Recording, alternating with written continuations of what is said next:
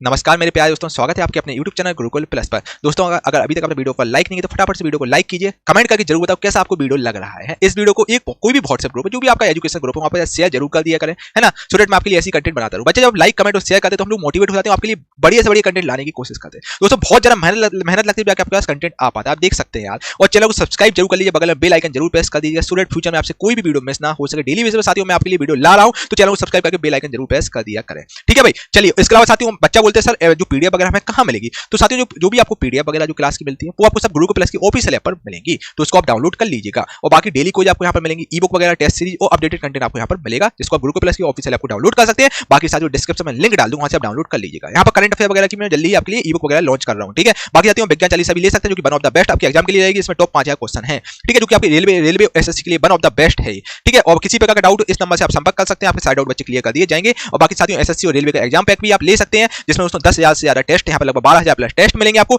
और इसमें दोस्तों 300 से ज्यादा फ्री टेस्ट हैं, जिसको फ्री टेस्ट को अटेंड कर सकते हो, कि बिल्कुल फ्री में है, जिसमें आपको ऑल ओवर इंडिया अपना इसको पता लग जाएगा आपका क्या स्कोर चल रहा है। डिस्क्रिप्शन में इसका भी लिंक डाल दूंगा, आप फ्री टेस्ट अटेंड कर सकते हैं। बाकी इस टेस्ट सीरीज को ले सकते हो, कि वन ऑफ द बेस्ट आपके एग्जाम के लिए रहेगी, क्योंकि केवल 499 रुपए में आपको दी जा रही है। ठीक है भाई, तो साथियों स्टार्ट करते हैं आज की क्लास। मेरे प्यारे दोस्तों, अब यार हम आपसे भारत का भूगोल यानी इंडियन ज्योग्राफी संबंधित क्वेश्चन चर्चा करेंगे, जो आपके एग्जाम के लिए बहुत ज्यादा इंपॉर्टेंट है। दोस्तों हर क्वेश्चन आंसर देने के लिए मैं आपको 5 सेकंड का समय दूंगा, जिसका आंसर मुझे कमेंट बॉक्स में दीजिएगा, या फिर आप लास्ट में अपना स्कोर जरूर बताएं कितने क्वेश्चन आपके सही हो रहे हैं। ठीक है मेरे भाई, तो दोस्तों क्वेश्चन है आपका। सबसे पहले आपको 2-3 चीजें मैं ब्रीफ में बता देता हूँ, जो आपके एग्जाम के लिए यार बहुत इंपॉर्टेंट है। ठीक है, चलो आपको भारत का नक्शा ही बता देते हैं। दोस्तों अगर हम भारत की बात करें मेरे प्यारे दोस्तों, देखो साथियों ये अपना ग्लोब होता है, ये साथियों ग्लोब होता है, ये पूरा ग्लोब होता है, और इसमें अपना ये वाला पार्ट भारत है, ये हमारा भारत है।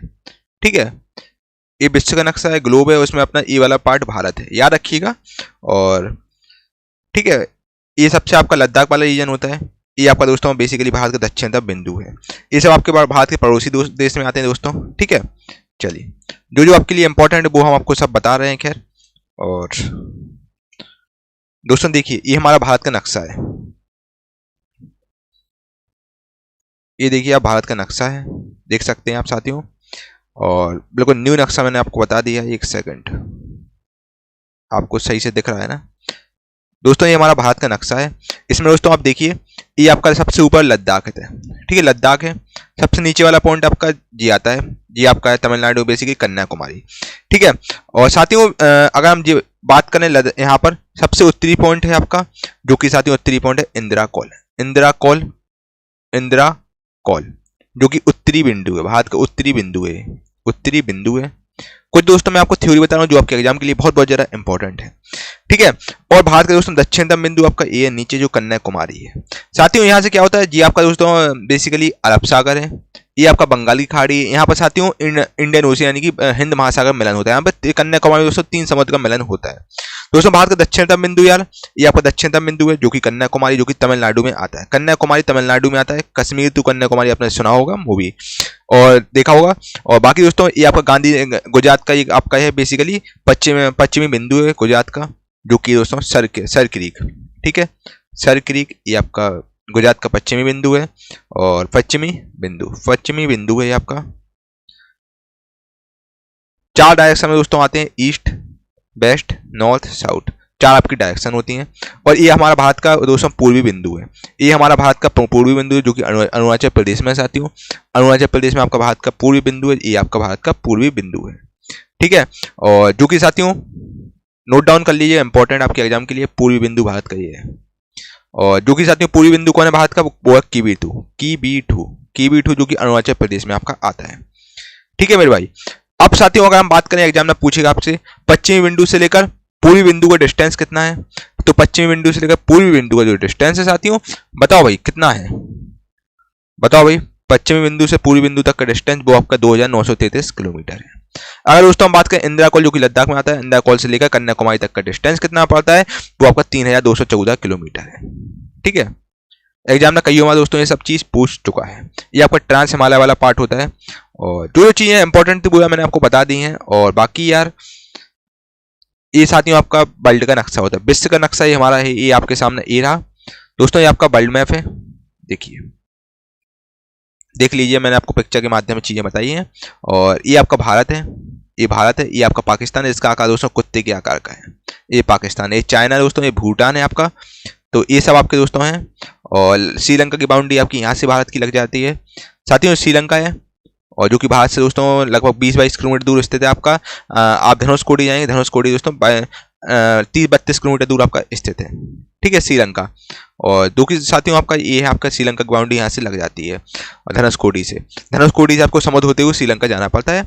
ये आपके दोस्तों बंगाली खाड़ी, ये आपका अरब सागर है, यहाँ पर दोस्तों इंडियन ओशियन का मिलन होता है। ये आपका मालदीव आता है यहाँ पर, ये सब आपके यहाँ चाइना, ये सब आपके आते हैं, ठीक है। ये सब हमारे पड़ोसी देश है, पाकिस्तान है, अफगानिस्तान है, आपके सब पड़ोसी देश में है, ठीक है भाई।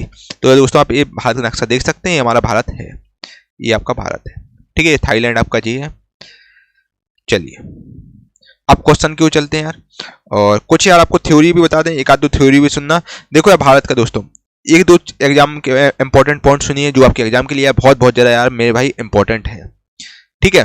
क्योंकि दोस्तों यार एग्जाम में कहीं ना कहीं क्वेश्चन आप देखिए दोस्तों, जो मैं आपको थ्योरी बता रहा हूँ यार बिल्कुल अच्छे से करके जाना, थ्योरी बहुत इंपॉर्टेंट आपके एग्जाम के लिए, इसको नोट डाउन यार बिल्कुल अच्छे से कर लीजिएगा, ठीक है। देखो मैं आपको बता रहा हूँ, क्योंकि दोस्तों मैं बिल्कुल आपको निचोड़ लेके आप लोगों के लेके आया हूँ, बिल्कुल निचोड़ आपको बता रहा हूँ।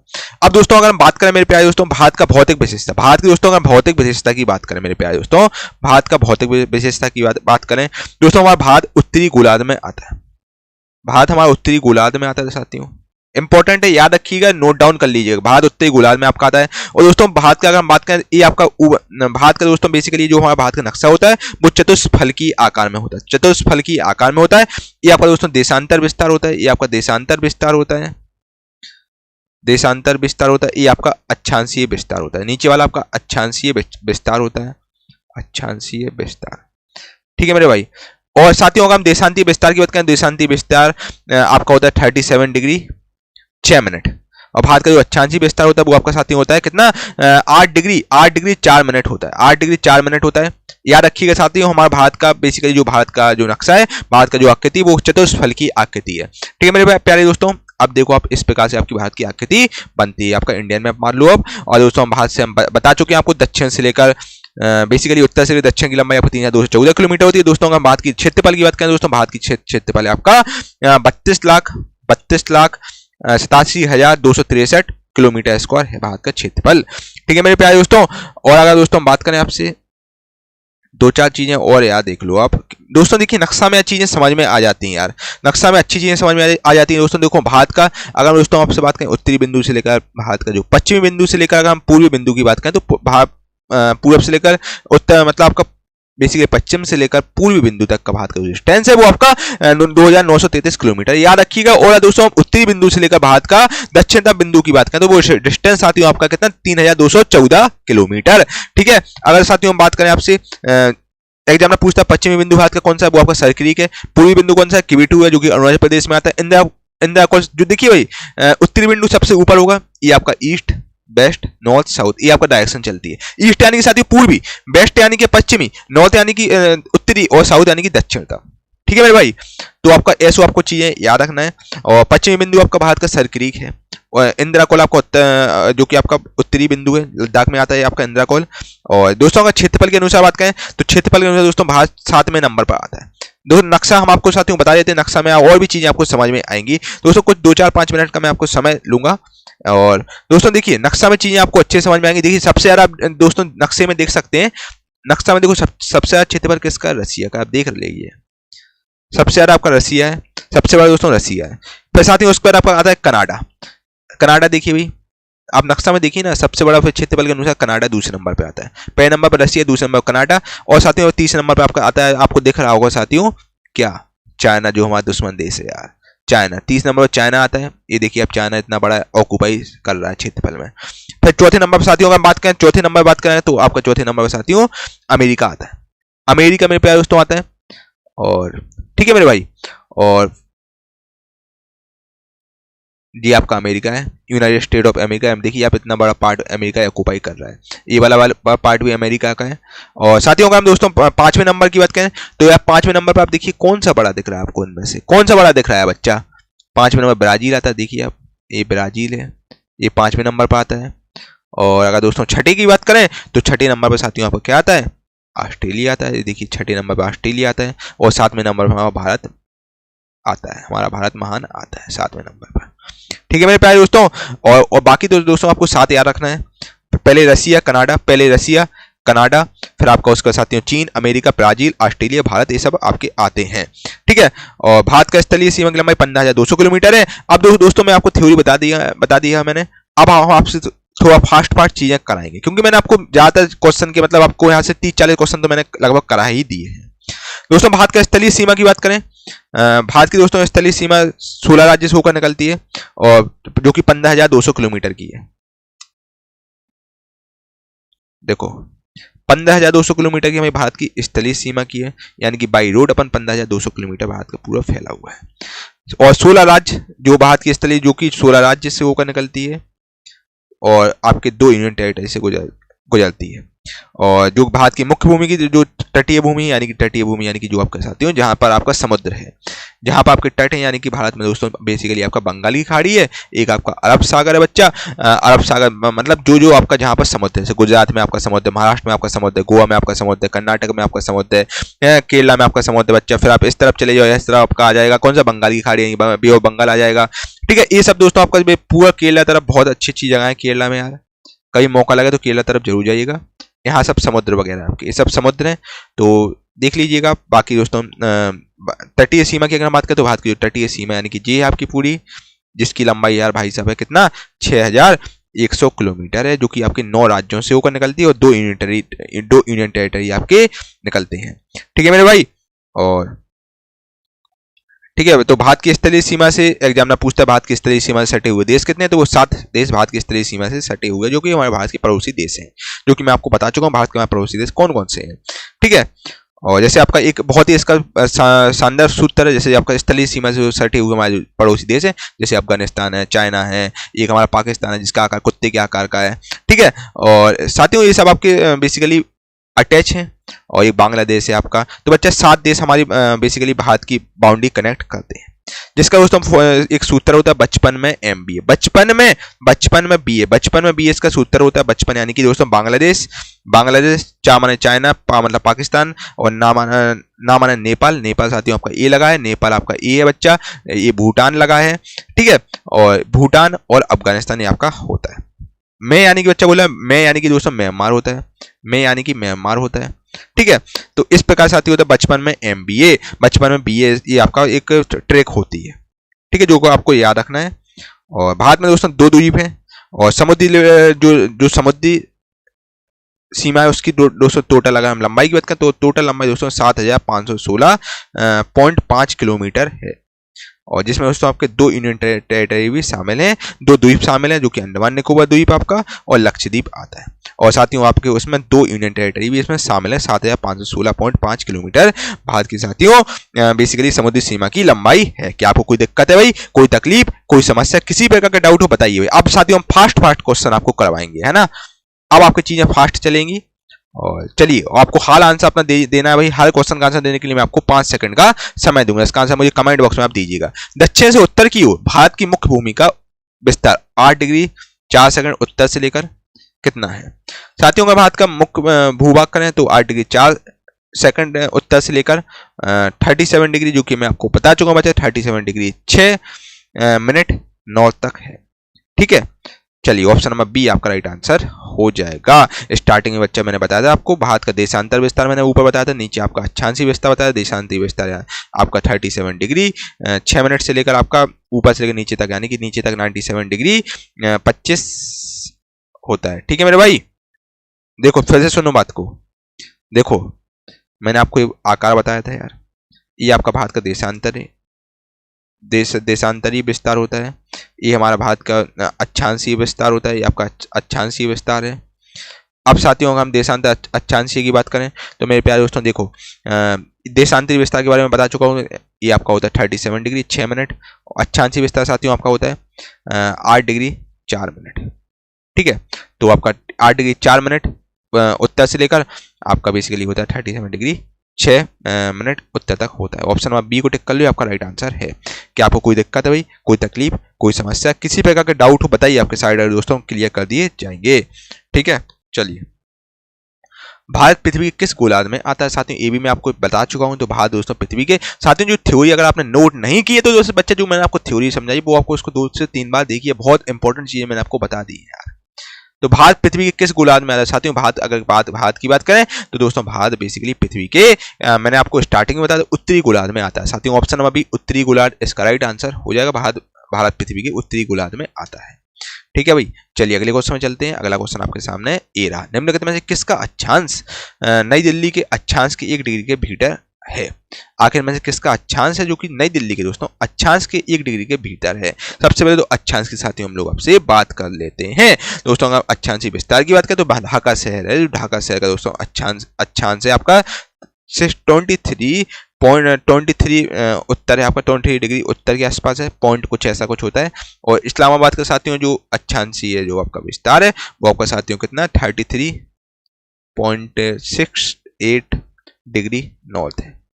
अगर हम साथियों उसी प्रकार माउंट एवरेस्ट की बात करें तो दोस्तों माउंट एवरेस्ट का दोस्तों अक्षांशी है जो अक्षांश है वो आपका दोस्तों है बेसिकली माउंट एवरेस्ट का साथियों वो आपका 27 डिग्री है, 27 डिग्री है, 27.98 डिग्री नॉर्थ है।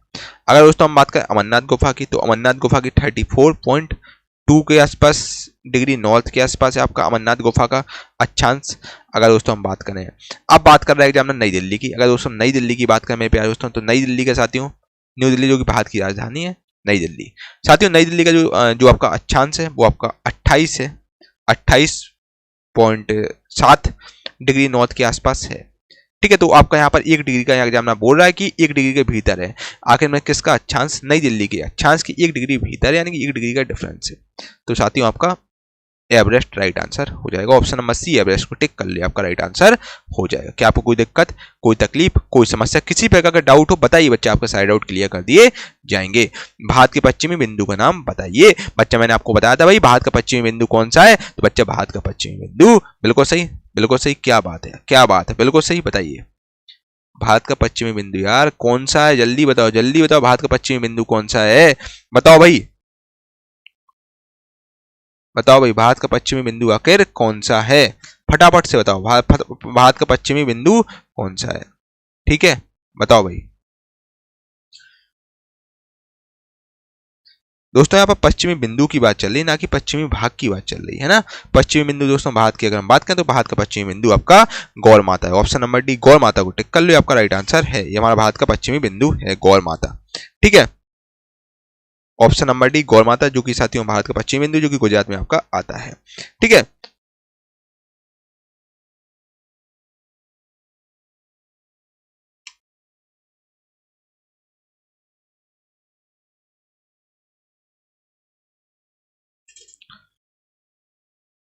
अब दोस्तों बात करना भारत का सुदूर पूर्वी बिंदु कौन सा है, भारत का ईस्टर्न पॉइंट ऑफ इंडिया कौन सा है। ठीक है, बताओ भाई भारत का दोस्तों पूर्वी बिंदु कौन सा है, यानी कि भारत का ईस्टर्न पॉइंट कौन सा है। बिल्कुल सही। चलिए जल्दी से बताइए अपना उत्तर, मैं आपके कमेंट देख रहा हूं यार, जल्दी से अपना उत्तर कमेंट बॉक्स में बताओ भाई। भारत के साथियों जो पूर्वी बिंदु आखिर कौन सा है, बताओ भाई। बिल्कुल सही, राइट आंसर दोस्तों हो जाएगा कीवी 2। कीवी 2 दोस्तों जो आपका भारत का ये पूर्वी बिंदु है जो कि साथियों बच्चा कहाँ पड़ता है, आपका बच्चा पूर्वी बिंदु जो कि आपका साथियों आपका पड़ता है अरुणाचल प्रदेश में। मैंने बताया था लास्ट में साथियों ये आपका यहाँ पर कीवी 2 पड़ता है जो कि अरुणाचल प्रदेश में आपका है। ये आपका बेसिकली साथियों पश्चिमी बिंदु था, ऊपर आपका मैंने बताया था आपका जो था ईस्टर्न पॉइंट था, नीचे आपका दक्षिण था पॉइंट था। ठीक है, चलिए निम्न में से कौन सा शहर भारत के मुख्य भूभाग के सुदूर दक्षिण सिरे से सबसे दूर है। बताइए आखिर इनमें से कौन सा मतलब वो है शहर है जो कि भारत के मुख्य भूभाग के सुदूर दक्षिण सिरे से सबसे दूर है। ठीक है, दक्षिण सिरे से सबसे दूर आखिर कौन सा राज्य है। ठीक है साथियों, अगर आपने नक्शा देखा होगा तो नक्शा के हिसाब से यार मैं आपको 2-3 चीजें बता देता हूं। देखिए ये आपका नक्शा है, इसमें दोस्तों सब आपके राज्य हैं बेसिकली। ठीक है, इस नक्शे में आपके बेसिकली सब है, मतलब एग्जामिनर बोल रहा है आखिर इनमें से कौन सा मुख्य भूभाग है जो कि दक्षिण सिरे से सबसे दूर है। दक्षिण सिरे से सबसे दूर कौन सा है यार, देखो वारंगल तो यार नक्शा दोस्तों आपको याद रखना, नक्शा में दोस्तों ये हमारी कर्क रेखा है, ये आपकी दोस्तों कर्क रेखा होती है, ये आपकी बिल्कुल सीधी जाती है कर्क रेखा, ठीक है, कर्क रेखा होती है। और दोस्तों कर्क रेखा बेसिकली आपकी 8 राज्यों से होकर निकलती है। कर्क रेखा आपकी कितने राज्यों से होकर निकलती है? 8 राज्यों से होकर निकलती है। और बाकी साथियों देखिए, ये आपका दोस्तों गुजरात है यार, है ना, इन महाराष्ट्र राजस्थान इन सबसे होकर आपकी कर्क रेखा निकलती है। अब एग्जाम ने बोला दक्षिणतम से दूर सबसे ज्यादा दूरी पे कौन सा ऑप्शन है आपका? पहला ऑप्शन है बेंगलोर। बेंगलोर तो यार भैया आपका ये है बेंगलोर। बेंगलोर आपका कहाँ पर बच्चा? बेंगलोर की राजधानी कर्नाटक। बेंगलोर आपका यहीं पर वाले पार्ट है, यहाँ पर आपका आसपास बेंगलोर है। अब दूसरा है भाई साहब कोडाई कनल। कोडाई कनल आपका केरला में आता है, कोडाई कनल भी आपका यहीं पर आसपास है। अब तीसरा ऑप्शन है नांदेड़। नांदेड़ आपका महाराष्ट्र में आता है दोस्तों, नांदेड़ आपका यहाँ है। अब वारंगल, वारंगल आपका यहीं पर आता है, वारंगल आंध्र प्रदेश में आता है। तो दोस्तों सबसे दूर कौन सा है? सबसे दूर बच्चा हो जाएगा आपका कौन सा? भाई महाराष्ट्र में नांदेड़ है। तो राइट आंसर आपका क्या हो जाएगा? Option number. आप किसको टिक करोगे? ऑप्शन नंबर देख लो एक बार, ऑप्शन नंबर सी वाला ऑप्शन था, सी वाला राइट आंसर आपका हो जाएगा साथियों, ठीक है।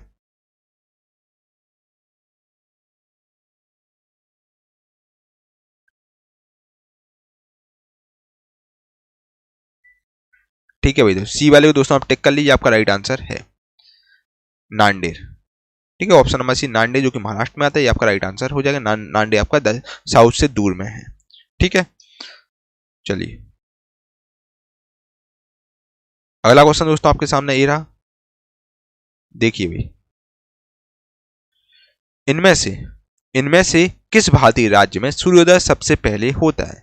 दोस्तों आखिर में कौन सा जो भारतीय राज्य यहाँ पर सूर्योदय सबसे पहले होता है? तो सबसे ज्यादा दोस्तों सबसे पहले सूर्योदय होता है वो आपका होता है साथियों अरुणाचल प्रदेश में होता है, ठीक है। Option number D Arunachal Pradesh का राइट आंसर हो जाएगा दोस्तों। अरुणाचल प्रदेश में दोस्तों आपका सबसे पहले सूर्योदय होता है, ठीक है। सूर्योदय सबसे पहले अरुणाचल प्रदेश में होता है। पूर्वी भागों में उत्तर पूर्वी राज्यों में सूर्योदय सबसे पहले होता है, ठीक है। और दोस्तों सूर्य डूबते समय जो सूर्य आपका नॉर्वे में डूबता है, ठीक है।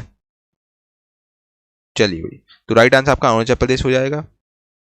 इसको दोस्तों हम लोग इस राज्य को दोस्तों भारत में उगते हुए सूरज की भूमि भी हम कहते हैं अरुणाचल प्रदेश को, ठीक है। ऑप्शन नंबर डी आपका राइट आंसर होगा, अरुणाचल प्रदेश आपका लास्ट में आता है।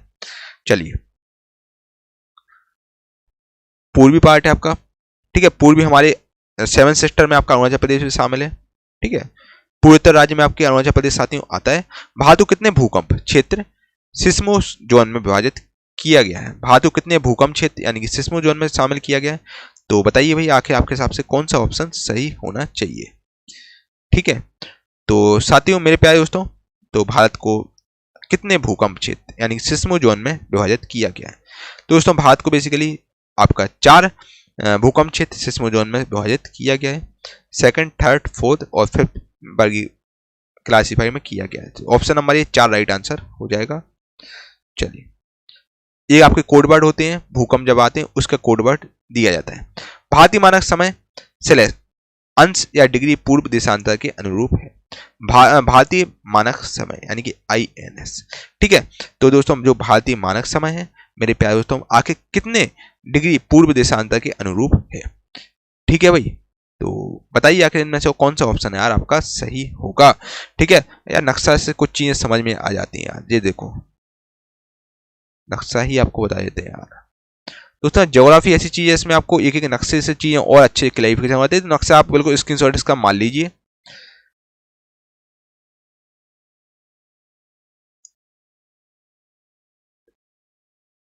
देखो भाई ये आपका नक्शा है, देखो।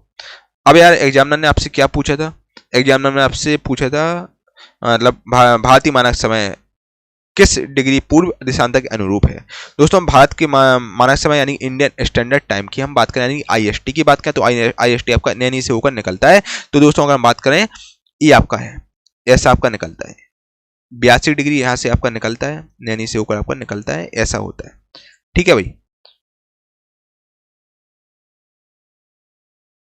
ठीक है, थोड़ा सा मैं पेन टैब में थोड़ा सा कुछ इशू हो गया, लाइन थोड़ा उल्टी सुल्टी बना, उसके लिए आई होप आप समझेंगे। तो 82 डिग्री आपका यहाँ पर आता है और 82 डिग्री 42.5 डिग्री ईस्ट से हमारा बेसिकली आपका पूर्वी से हमारी IST इंडियन स्टैंडर्ड टाइम की जो रेखा है वो गुजरती है, ठीक है मेरे प्यारे दोस्तों। भारतीय मानक समय बेसिकली आपका 82 डिग्री 82.5 डिग्री पूरब देशांतर के अनुरूप है।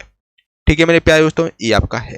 तो ये आपका नैनी से होकर निकलता है, यानी कि मिर्जापुर से होकर निकलता है। और ठीक है भाई, चलिए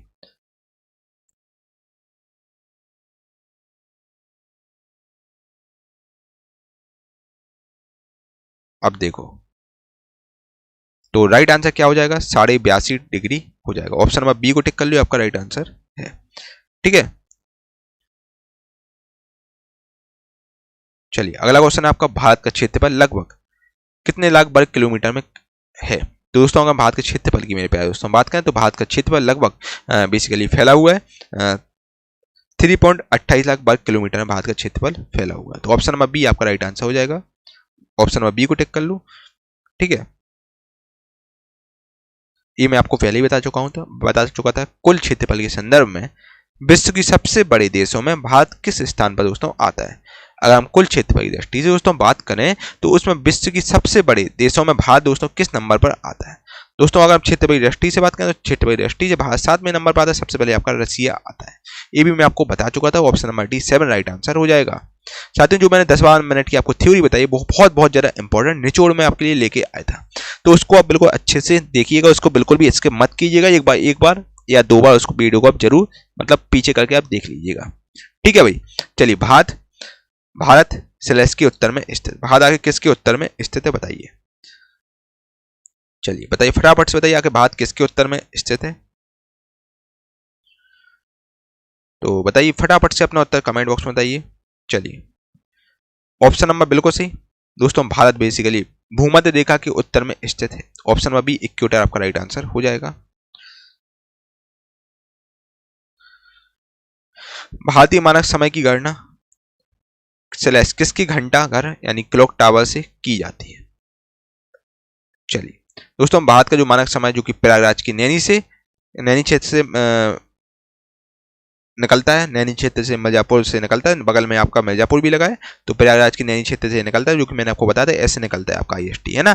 तो भारत का जो मानक समय वो प्रयागराज की नैनी से निकलता है, नैनी से गुजरता है। ठीक है, तो आपका जी 82.5 डिग्री पर काटता है, 82.5 डिग्री देशांतर पर अवस्थित है हमारा भारत का मानक समय यानी INS। ठीक है, और फिर आपका वो जो भारत का मानक समय उत्तर प्रदेश, मध्य प्रदेश, छत्तीसगढ़, उड़ीसा और आंध्र प्रदेश, इन सब जगह से होकर आपकी रेखा निकलती है भारत के मानक समय की IST की। तो सबसे पहले साथियों आपका बेसिकली कहाँ से, इलाहाबाद की नैनी से निकलता है। ठीक है, सबसे पहले इलाहाबाद की नैनी को क्रॉस करता है, फिर उसके बाद आपका और भी जगह आता है, जैसे मध्य प्रदेश, छत्तीसगढ़, उड़ीसा, आंध्र प्रदेश से आपका IST यानी कि जो भारत का मानक समय गुजरता है। ठीक है, ऑप्शन नंबर सी मिर्जापुर को टिक कर लो, मिर्जापुर आपका राइट आंसर हो जाएगा। मिर्जापुर से निकलता है, मिर्जापुर के बगल में मतलब आपका नैनी के बगल में मिर्जापुर है, मिर्जापुर को टिक कर लीजिए, आपका राइट आंसर होगा। कभी कभी एग्जाम में नैनी बोल देता है, कभी कभी एग्जाम में मिर्जापुर भी पूछ लेता है। अफगानिस्तान के साथ दोस्तों भारतीय सीमा की लंबाई कितनी है। अफगानिस्तान के साथ दोस्तों सबसे कम हमारा भारत मतलब बेसिकली बाउंड्री कवर करता है। सबसे कम दोस्तों बाउंड्री जो हमारा भारत की स्थलीय सीमा की लंबाई सबसे कम है, जो कि अफगानिस्तान के साथ है, जो कि साथियों कितना है भाई साहब, वो आपका राइट आंसर 106 किलोमीटर है। ऑप्शन नंबर डी 106 को टिक कर लो, 106 किलोमीटर हमारे भारत, अफगानिस्तान और इंडिया के बीच की बाउंड्री सीमा की लंबाई है 106 किलोमीटर। ठीक है, और अगर दोस्तों भारत और अफगानिस्तान की बात करें, तो भारत और अफगानिस्तान के बीच जो रेखा काटती है वो आपकी बेसिकली जो रेखा है वो आपकी डुरंड रेखा है। जो रेखा है और इसका जो रेखा बेसिकली खींची थी, किसने खींची थी, आपका सर डुरंड ने ये रेखा खींची थी, जो कि 1886 में खींची थी भारत और अफगानिस्तान के बीच में। और ये रेखा जो काटती है भारत और अफगानिस्तान के बीच को, तो ये आपकी रेखा है, उस रेखा का नाम है डुरंड रेखा। ठीक है, डुरंड रेखा है वो आपकी याद रखिएगा आप लोग। ठीक है, चलिए निम्नलिखित में से कौन सा राज्य बांग्लादेश के साथ अपनी सीमा साझा नहीं करता है। आखिर में दोस्तों कौन सा राज्य जो कि बांग्लादेश के साथ अपनी सीमा साझा नहीं करता है। साथियों मेरे प्यारे दोस्तों, अगर हम बात करें बांग्लादेश की, तो दोस्तों बांग्लादेश सबसे ज्यादा आपका बेसिकली जो सबसे ज्यादा बाउंड्री देता है भारत को। ठीक है, सबसे ज्यादा बाउंड्री आपकी बांग्लादेश की है, मतलब जो कि जिसकी मतलब स्थलीय सीमा की लंबाई मान लो सबसे ज्यादा बांग्लादेश की ही है, 4000+ किलोमीटर है। ठीक है, 4096 किलोमीटर है। ठीक है, और आखिर में कौन सा राज्य जो कि बांग्लादेश के साथ अपनी सीमा साझा नहीं करता है, कौन सा राज्य भाई बताओ। तो राइट आंसर हो जाएगा option number D Manipur. Manipur दोस्तों बांग्लादेश के साथ अपनी सीमा साझा नहीं करता है। ऑप्शन नंबर डी को टिक कर लो, राइट आंसर है। चलिए किस देश के साथ भारत की सबसे लंबी अंतर्राष्ट्रीय सीमा लगती है? तो अभी जस्ट मैंने बताया दोस्तों, सबसे जो ज्यादा दोस्तों भारत की स्थलीय सीमा लगती है जो कि बांग्लादेश के साथ लगती है, जो कि 4096 किलोमीटर लगती है। Option number D 4096 kilometre right answer हो जाएगा। बांग्लादेश की दोस्तों सबसे लंबी अंतर्राष्ट्रीय सीमा भारत की लगती है। ठीक है, जो कि हमारा बांग्लादेश पड़ोसी देश को आजादी दोस्तों भारत नहीं दिलाई है, इंदिरा गांधी ने इसको आजादी दिलाई थी बांग्लादेश को 1971 में। 1971 में दोस्तों बांग्लादेश आजाद हुआ था पूर्वी पाकिस्तान से। ठीक है, तो ऑप्शन नंबर डी को टिक कर लो, बांग्लादेश आपका राइट आंसर हो जाएगा। बांग्लादेश की जो लंबाई है जो कि स्थलीय सीमा की लंबाई 4096 किलोमीटर है। ठीक है, और साथियों अगर हम दोस्तों बांग्लादेश की बात करें तो बेसिकली बांग्लादेश की जो राज्य जो बांग्लादेश से होकर गुजरते हैं, बेसिकली मिजोरम हुआ आपका, भारत का मिजोरम, आप मिजोरम होते हुए बांग्लादेश जा सकते हैं, और त्रिपुरा हुआ आपका, असम हुआ। साथ ही एक हमने वीडियो यूट्यूब वगैरह पे भी डाली, टॉप 50 है टॉप 100 क्वेश्चन करके वीडियो डाली, इसमें मैंने पिक्चर के माध्यम से क्वेश्चन आपको कराया। टॉप 40 में भी आपको पिक्चर के माध्यम से क्वेश्चन मिल जाएंगे, जिसमें मैंने आपको एक एक करके मैप, एक एक के मैप समझाए हैं, है ना। और मेघालय, असम, मेघालय और आपका पश्चिम बंगाल, यानी टोटल दोस्तों हमारी बेसिकली जो बांग्लादेश है वो आपका बांग्लादेश की सीमा 5 राज्यों से होकर निकलती है, मिजोरम, त्रिपुरा, असम, मेघालय, पश्चिम बंगाल। ठीक है, फिर आपका उसका चीन आता है साथियों, फिर चाइना आता है जिसकी सीमा है बेसिकली इसको काटती है, मैकमोहन रेखा काटती है, और इसकी लंबाई आपकी 3478 किलोमीटर है। पाकिस्तान की दोस्तों हम बात करें, जिसका आकार कुत्ते के आकार का है, जिसका नक्शा 3323 किलोमीटर, फिर तीसरे नंबर पाकिस्तान आता है, और भारत और पाकिस्तान के बीच की 3323 किलोमीटर की भारत और पाकिस्तान के बीच की स्थलीय सीमा की लंबाई है। ठीक है, अगर दोस्तों नेपाल की बात करें, फिर नेपाल आता है, नेपाल की आपकी 1751 किलोमीटर है लंबाई। ठीक है, 1751 किलोमीटर बाउंड्री कनेक्ट करता है। ठीक है, इतने में आपका नेपाल कनेक्ट करता है, और चौथे नंबर नेपाल आता है, फिर म्यांमार, फिर भूटान, फिर अफगानिस्तान आता है। ठीक है, चलिए भाई, आई होप कि आपको चीजें समझ में आ गई। ऑप्शन नंबर डी बांग्लादेश को टिक कर लो, ये आपका राइट आंसर हो जाएगा। निम्नलिखित में से कौन सा राज्य बांग्लादेश के साथ अपनी सीमा नहीं करता है? आखिर में से कौन सा राज्य जो कि बांग्लादेश के साथ दोस्तों अपनी सीमा नहीं करता है?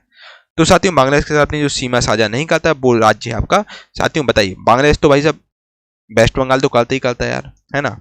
और अभी जस्ट मैंने आपको बताया बेसिकली जो 5 राज्य जो बांग्लादेश का सीमा साझा करते हैं, मिजोरम, त्रिपुरा, असम, मेघालय, पश्चिम बंगाल। ठीक है, तो इसमें से कौन सा ऑप्शन सही होगा भाई, बताओ आखिर में कौन सा ऑप्शन गलत होगा? तो राइट आंसर आपका हो जाएगा बिल्कुल सही, बिल्कुल सही। अभी जस्ट मैंने आपको बताया भाई साहब, तो बिल्कुल सही ऑप्शन नंबर आप किसको टिक करोगे यार, बताओ यार भाई, बताओ भाई, बिल्कुल सही। चलो मणिपुर राइट आंसर हो जाएगा साथी। जो 5 राज्य हैं मिजोरम, त्रिपुरा, असम, मेघालय, पश्चिम बंगाल, इनके साथ दोस्तों बांग्लादेश अपनी सीमा साझा करता है, मणिपुर के साथ नहीं करता है। Option number D Manipur right answer हो जाएगा। अगला क्वेश्चन है साथियों आपका, भारत और पाकिस्तान के बीच की सीमा रेखा को हम लोग मैकमोहन रेखा कहते हैं, और मैकमोहन ने खींची थी ये रेखा भारत और पाकिस्तान के बीच में। ऑप्शन नंबर ई मैकमोहन राइट आंसर हो जाएगा। और भारत और पाकिस्तान के बीच की स्थलीय सीमा की लंबाई है साथियों, जो कि तीसरे नंबर पर आती है, जो कि 3323 किलोमीटर है। और भारत और पाकिस्तान के बीच मतलब जो स्टेट हैं जो भारत पाकिस्तान की बाउंड्री कनेक्ट करते हैं, मतलब बाउंड्री पे सटे हुए हैं, वो आपके दोस्तों बेसिकली सबसे ज़्यादा ऑक्युपाई तो राजस्थान ही करता है। और ठीक है, और फिर आपके दोस्तों इसके अलावा जम्मू कश्मीर हुआ, गुजरात हुआ, पंजाब हुआ, राजस्थान हुआ, ये सब आपके पंजाब पे मतलब पाकिस्तान से सटे हुए हैं। ठीक है, चलिए ऑप्शन नंबर ई आपका राइट आंसर हो जाएगा। साथियों एक बार नक्शा आप लोग याद जरूर कर लीजिए, नक्शा से चीजें आपको लॉन्ग टर्म के लिए याद आएंगे, आपको बार बार नहीं भटकना पड़ेगा। पश्चिम बंगाल की सीमा निम्नलिखित में से किसको छोड़कर बाकी सभी देशों से लगती है? तो बताइए पश्चिम बंगाल की सीमा के इनमें से कौन से देश को छोड़कर बाकी सभी के साथ लगती है? तो देखो यार, बताओ भाई, चलो आपको नक्शा से समझा देंगे आप बढ़िया तरीके से। चलो बच्चे बोल रहे हैं सर आप थोड़ा फास्ट कराइए, तो ऐसे में तो हमारा हो गया एग्जाम। बच्चा सबको लेकर चलना पड़ता है, चलिए हम आपको फास्ट कराते हैं, इतना हम डिटेल में नहीं जाएंगे चीज़ों में। और बाकी यार देखो नक्शा में, चलो एक बार मैं आपको बता देता हूँ यार, नक्शा में आपको चीज़ें समझ में आ जाएंगी लॉन्ग टर्म के लिए, कभी आप नहीं भूलेंगे। पश्चिम बंगाल की सीमा के इनमें से किस राज्य को छोड़कर सभी बाकी सभी देशों से लगती है। ठीक है, आखिर पश्चिम बंगाल की सीमा के किस देश को छोड़कर बाकी सभी के साथ लगती है? सबसे पहले तो हम बात करें भाई साहब पश्चिम बंगाल की। पश्चिम बंगाल यानी कि वेस्ट बंगाल की बच्चा बात करें तो वेस्ट बंगाल आपका ये यार, ये आपका वेस्ट बंगाल है यार, है ना। तो वेस्ट बंगाल की सीमा ऑप्शन कौन कौन सा है भाई साहब? बांग्लादेश से, बांग्लादेश के साथ वेस्ट बंगाल की सीमा लगती है भाई साहब, है ना। और बांग्लादेश की बात करें, बांग्लादेश तो भाई बगल में है। और सिक्किम के और दूसरा ऑप्शन आपका क्या था भाई? पाकिस्तान। पाकिस्तान आपका ऑप्शन है भाई, पाकिस्तान यहाँ पर है, पाकिस्तान यहाँ पर है। ठीक है, पाकिस्तान दोस्तों पहले बांग्लादेश का पार्ट हुआ करता था, फिर बांग्लादेश आजाद हो गया। ठीक है, तो आपका हो जाएगा। ठीक है, तो पाकिस्तान आपका बंगाल के बगल में था आपका पाकिस्तान। तो ये आपका बेसिकली पहले पाकिस्तान हुआ करता था 1971 के समय, फिर इसको आज़ादी मिल गई थी, अब बांग्लादेश बन गया था। ठीक है, तो पाकिस्तान दोस्तों आपका राइट आंसर हो जाएगा। पाकिस्तान की सीमा दोस्तों आपकी पश्चिम बंगाल से नहीं गुजरती है। ठीक है, तो आपका right answer option number B Pakistan को टिक कर लीजिए, ये आपका राइट आंसर है। और बाकी ऑप्शन भी वो सुनिए, भूटान आपका ए है यार, भूटान की साथ ही बात करें, भूटान ए है, भूटान भी छुपता है भाई, जब भूटान होते हुए आप बांग्लादेश जा सकते हैं। और अब है चौथा ऑप्शन कौन सा था आपका? नेपाल। नेपाल साथियों, नेपाल भी आपका ए लगा है, नेपाल होते हुए आपकी बांग्लादेश आप जा सकते हैं। ठीक है, तो राइट आंसर आपका हो जाएगा भाई जब पाकिस्तान। पाकिस्तान को टिक कर लो, पाकिस्तान की सीमा आपकी बांग्लादेश से कनेक्ट नहीं होती है। ठीक है, चलिए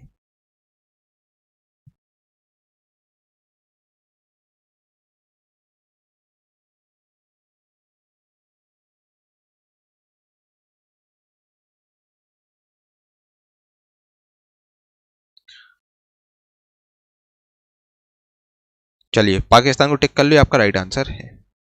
ठीक है, चलिए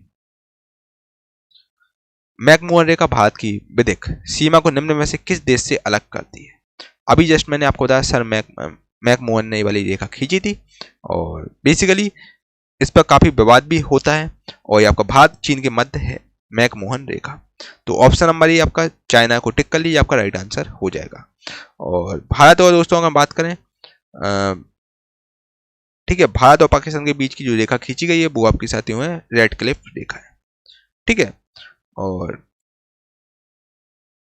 चलिए ऑप्शन नंबर ये चाइना को टिक कर लीजिए, बहुत इंपॉर्टेंट क्वेश्चन आपके एग्जाम के पॉइंट ऑफ व्यू से है। ठीक है, चलिए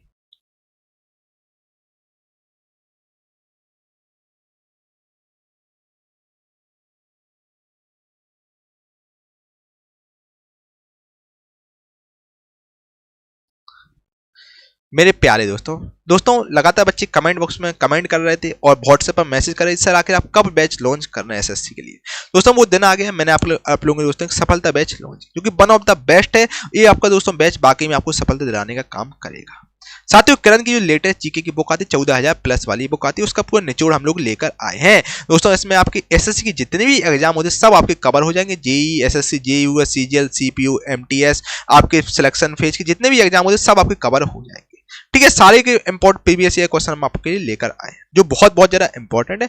इस बुक के दोस्तों बेसिकली हमने क्या किया है, इसमें छटनी की है, कुछ क्वेश्चन 1994 में पूछेंगे फिर उसका रिपीट नहीं हुए, इसमें रखे गए हैं वो हमने हटा दिए हैं।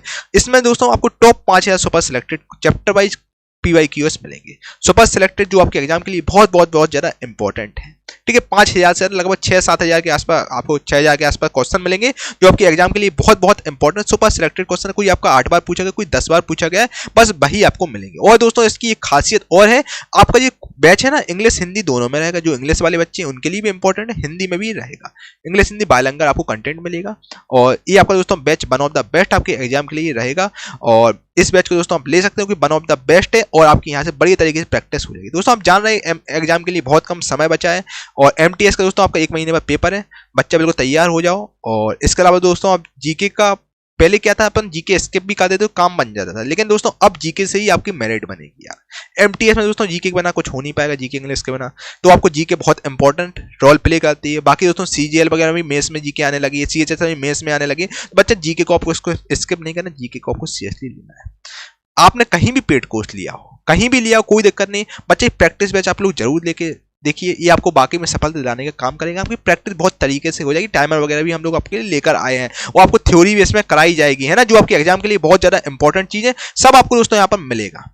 दोस्तों ये बैच आपके लिए one of the best batch होने वाला है और इस कोर्स की प्राइस फी बेसिकली 1999 रुपए, जो कि आपको डिस्काउंट पीरियड में दोस्तों केवल और केवल 251 रुपए आपसे मात्र सहयोग राशि ली जा रही है, ताकि हम लोग ऐप का सर्वर चार्ज वगैरह निकाल सकें। साथ ही आपको इस कंप्लीट बैच मिलेगा, आप व्यू डेमो में जाकर आप देख सकते हैं। स्ट्रेटेजी का दोस्तों को 12-13 घंटे की स्ट्रेटेजी की भी क्लास मिलेगी, ठीक है। स्ट्रेटेजी के आपको कंप्लीट मिलेगा, बिल्कुल चैप्टर वाइज मिलेगा स्ट्रेटेजी का, उसका पीडीएफ भी आपको बाकायदा मिलेगा। और कंप्लीट दोस्तों ये जो करंट पब्लिकेशन का निचोड़ हम लोग लेके आए हैं, इसका कंप्लीट आपको साथियों पीडीएफ वगैरह भी आपको मिल जाएगा। और जो कि दोस्तों केवल और केवल आपको सुपर कॉम्बो डील चल रही है, जो कि 251 रुपए में आपको ये बैच दिया जा रहा है। इसको आप ले सकते हैं, जो कि ऑफर कुछ ही समय के लिए वैलिड है। और किसी प्रकार का डाउट हो इस नंबर से आप संपर्क कर लीजिए, आपके सारे डाउट दोस्तों क्लियर कर दिए जाएंगे। दोस्तों यकीन मानिए यार, एक बार आप लेकर देखिए, one of the best batch दोस्तों आपके एग्जाम के लिए रहेगा। और दोस्तों देखिए 251 रुपए में तो यार आजकल आपका 1 महीने का रिचार्ज भी नहीं होता है, आपको कंप्लीट बैच दिया जा रहा है, वो भी 1 साल की वैलिडिटी के साथ दिया जा रहा है ना। बच्चे इससे अच्छा आपको डील कहीं नहीं मिलेगी। और बाकी डिस्क्रिप्शन में लिंक डाल दूंगा, वहां से आप डेमो वगैरह भी देख सकते हैं, पैसे बिल्कुल नहीं लग रहे डेमो के, आप देख सकते हैं जाकर। और स्ट्रेटेजी का बिल्कुल आपको तरीके से यहाँ पर बिल्कुल मिलेगा। हिस्ट्री का आपको बिल्कुल एंशिएंट हिस्ट्री होगा, मेडिवल होगा, मॉडर्न होगा, बिल्कुल आपको तरीके से मिलेगा। और इंग्लिश हिंदी दोनों में कंटेंट है, तो इसको साथियों आप ले सकते हैं। किसी प्रकार का डाउट हो इस नंबर से आप संपर्क कर लीजिए, आपके सारे डाउट दोस्तों क्लियर कर दिए जाएंगे। बाकी डिस्क्रिप्शन में गुरुकुल प्लस ऑफिशियल की लिंक डाल दूंगा, तो वहां से आप एप्लीकेशन पर जाकर देख सकते हैं, ठीक है भाई। मेरे प्यारे दोस्तों, अब हम लोग आपसे यार जहांगीर संबंधी क्वेश्चन चर्चा कर रहे हैं। जहांगीर भाई साहब किसका बेटा था? जहांगीर आपका अकबर का बेटा था। अकबर का बेटा था जहांगीर, और जहांगीर का पुत्र शाहजहां हुआ करता था। और जहांगीर के शासनकाल की बात करें तो इसका शासनकाल आपका 1605 से लेकर 1627 तक चला है। और इसके दोस्तों शासनकाल में चित्रकला का एक स्वर्ण युग था, चित्रकला पर बहुत ज्यादा इसने जोर दिया था, ठीक है। और इसके अलावा दोस्तों ठीक है, और जहांगीर ने दोस्तों लगभग 22 साल शासन किया, 1605 से लेकर 1627 तक इसने शासन किया है जहांगीर ने। और जहांगीर की दोस्तों 3 पत्नियां हुआ करती थी, 3 पत्नियां थी, जो कि मैं आपको बताऊंगा। और इसका जन्म दोस्तों 1550 में इसका जन्म हुआ था, जो कि फतेहपुर सीकरी आगरा में इसका जन्म हुआ था। फतेहपुर सीकरी में इसका जन्म हुआ था जहांगीर का। और बचपन का नाम दोस्तों जहांगीर का सलीम हुआ करता था, याद रखिए बचपन का नाम सलीम था जहांगीर का। और इसके मेन सलाहकार थे कौन? अब्दुल रहीम खाने खाना। इसके मेन मेन आपके सलाहकार थे अब्दुल रहीम खाने खाना, ठीक है। अब क्वेश्चन पे चलते हैं मेरे भाई। क्वेश्चन आपका क्या बोलता है? सर थॉमस रो इंग्लैंड के किंग जेम्स फर्स्ट के आधिकारिक राजदूत के रूप में किस मुगल सम्राट के दरबार में आया था?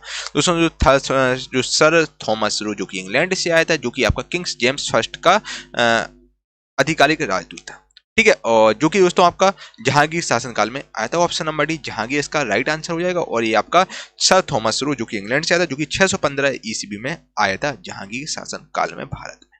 ऑप्शन नंबर डी को टिक कर लियो, आपका राइट आंसर है। अगला क्वेश्चन है आपका सेलेस ने मेहर उन्निसा से निकाय किया था कि किसने मेहर उन्निसा से निकाय किया था, जिसे उन्होंने नूर जहां यानी कि विश्व ज्योति की उपाधि प्रदान की थी, ठीक है भाई। जब विश्व ज्योति आके किसको उपाधि दी गई थी बताइए मेरे भाई? तो ये आपका राइट आंसर हो जाएगा, बिल्कुल सही, ऑप्शन नंबर डी जहांगीर। दोस्तों जहांगीर ने जहांगीर की तीसरी पत्नी का नाम था दोस्तों मेहर उन्निसा था, जिसको हम लोग नूर जहां के नाम से जानते हैं। और जैसे विश्व ज्योति को उपाधि दी गई जहांगीर द्वारा। और दोस्तों जहांगीर की तीसरी बेगम थी, ठीक है। ऑप्शन नंबर जहांगीर सबसे ज्यादा प्यार लगाव जहांगीर का इसी से था, आपका नूर जहां से था, ठीक है। और दोस्तों जहांगीर की 3 पत्नी थी। एक तो जहांगीर की भाई साहब मानबाई हुआ करती थी, तो यहाँ समझा देते हैं आपको। जहांगीर की पत्नी थी भाई, फर्स्ट पत्नी जहांगीर कौन थी? मानबाई थी, मानबाई थी। दूसरी पत्नी जहांगीर की जोधाबाई थी। और तीसरी पत्नी भाई साहब कौन थी? मेहर उन्निसा थी, यानी कि नूर जहां की इसको उपाधि दी गई थी, जिसका नाम है दोस्तों आपका मेहर उन्निसा था, ठीक है। इसे नूर जहां की उपाधि मिली है। और मानबाई के दोस्तों बेटा था, जिसका नाम था दोस्तों खुसरो, खुसरो था, यानी जहांगीर का बेटा है, मानबाई से प्राप्त हुआ था इसे। जोधाबाई के दोस्तों पुत्र का नाम था खुर्रम था, ठीक है। और दोस्तों मेहर उन्निसा थी, और इसकी जो मेहर उन्निसा थी, ठीक है। और इस प्रकार आपके दोस्तों जहांगीर 3 पत्नियां हुआ करते हैं, ठीक है मेरे भाई।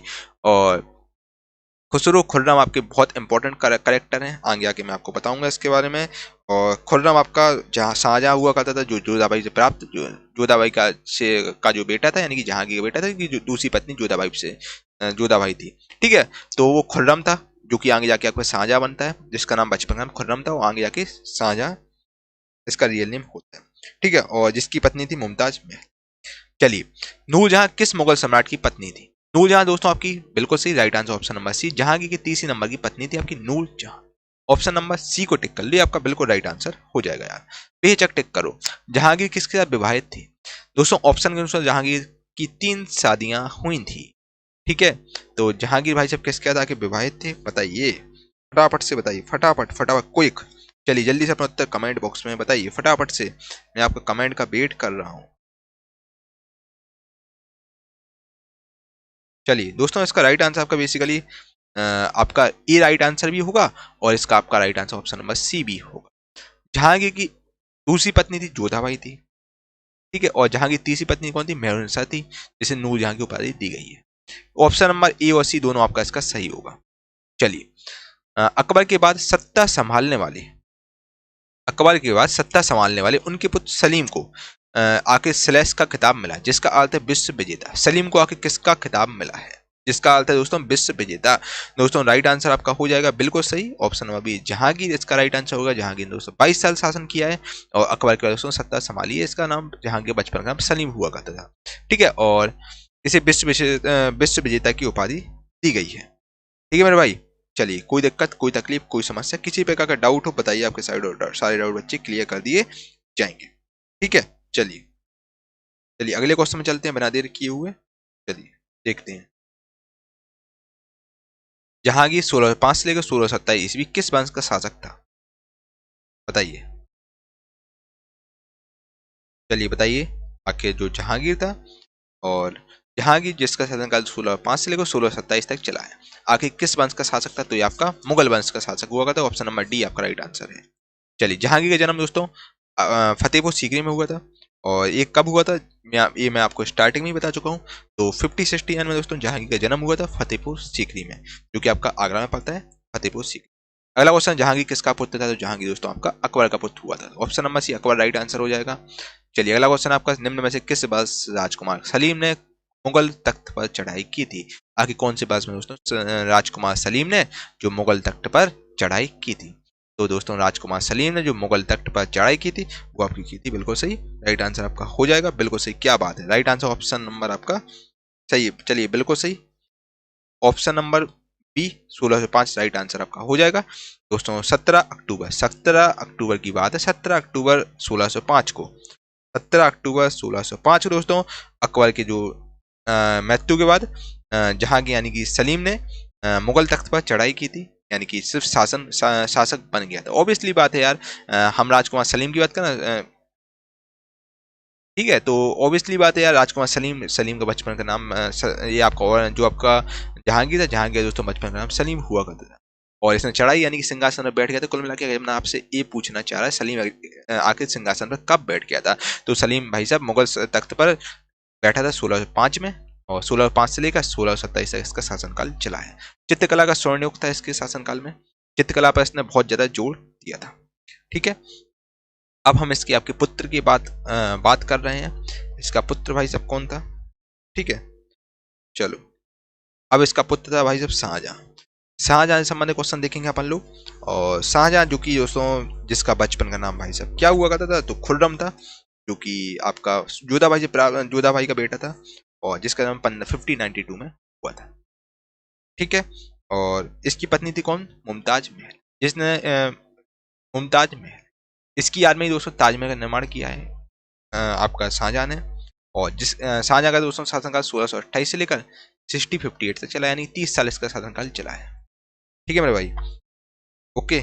और इसने काफी सारी चीजें बनाई हैं, और इसके शासनकाल दोस्तों वास्तुकला का स्वर्ण युग कहते हैं।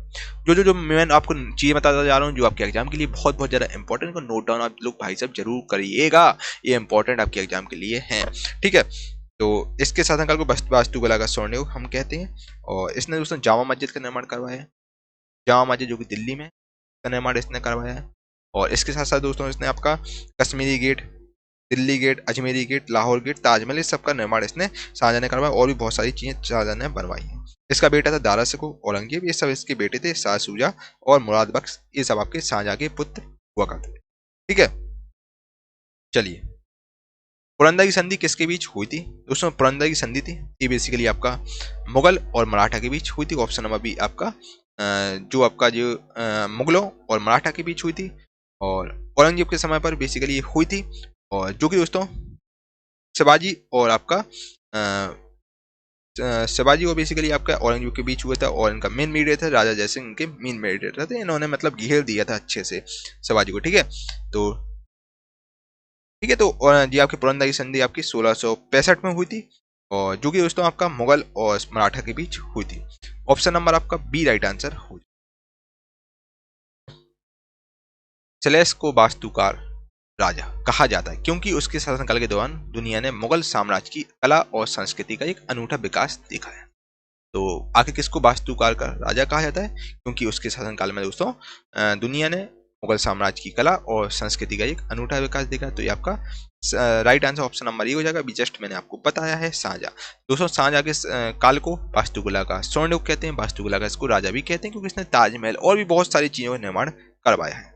इसका शासनकाल 30 साल चला है। इसका बेटा था दोस्तों औरंगजेब, जिसको दोस्तों ना तो हिंदू पसंद करता था ना इसको मुसलमान पसंद करता। ये पूरा विलन था। और इसका एक बेटा था जो कि दारा शिकोह था।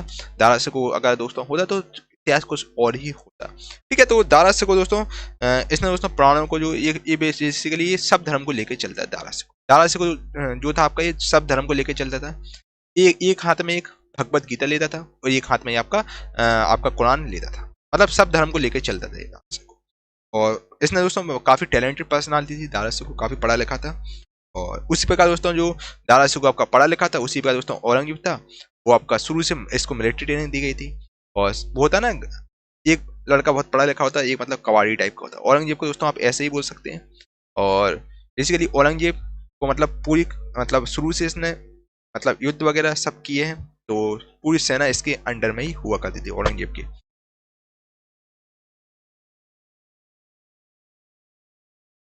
तो इसका आपका राइट आंसर ऑप्शन नंबर ये हो जाएगा शाहजहां, ठीक है। ऑप्शन नंबर शाहजहां को टिक कर लिया, बिल्कुल राइट आंसर है।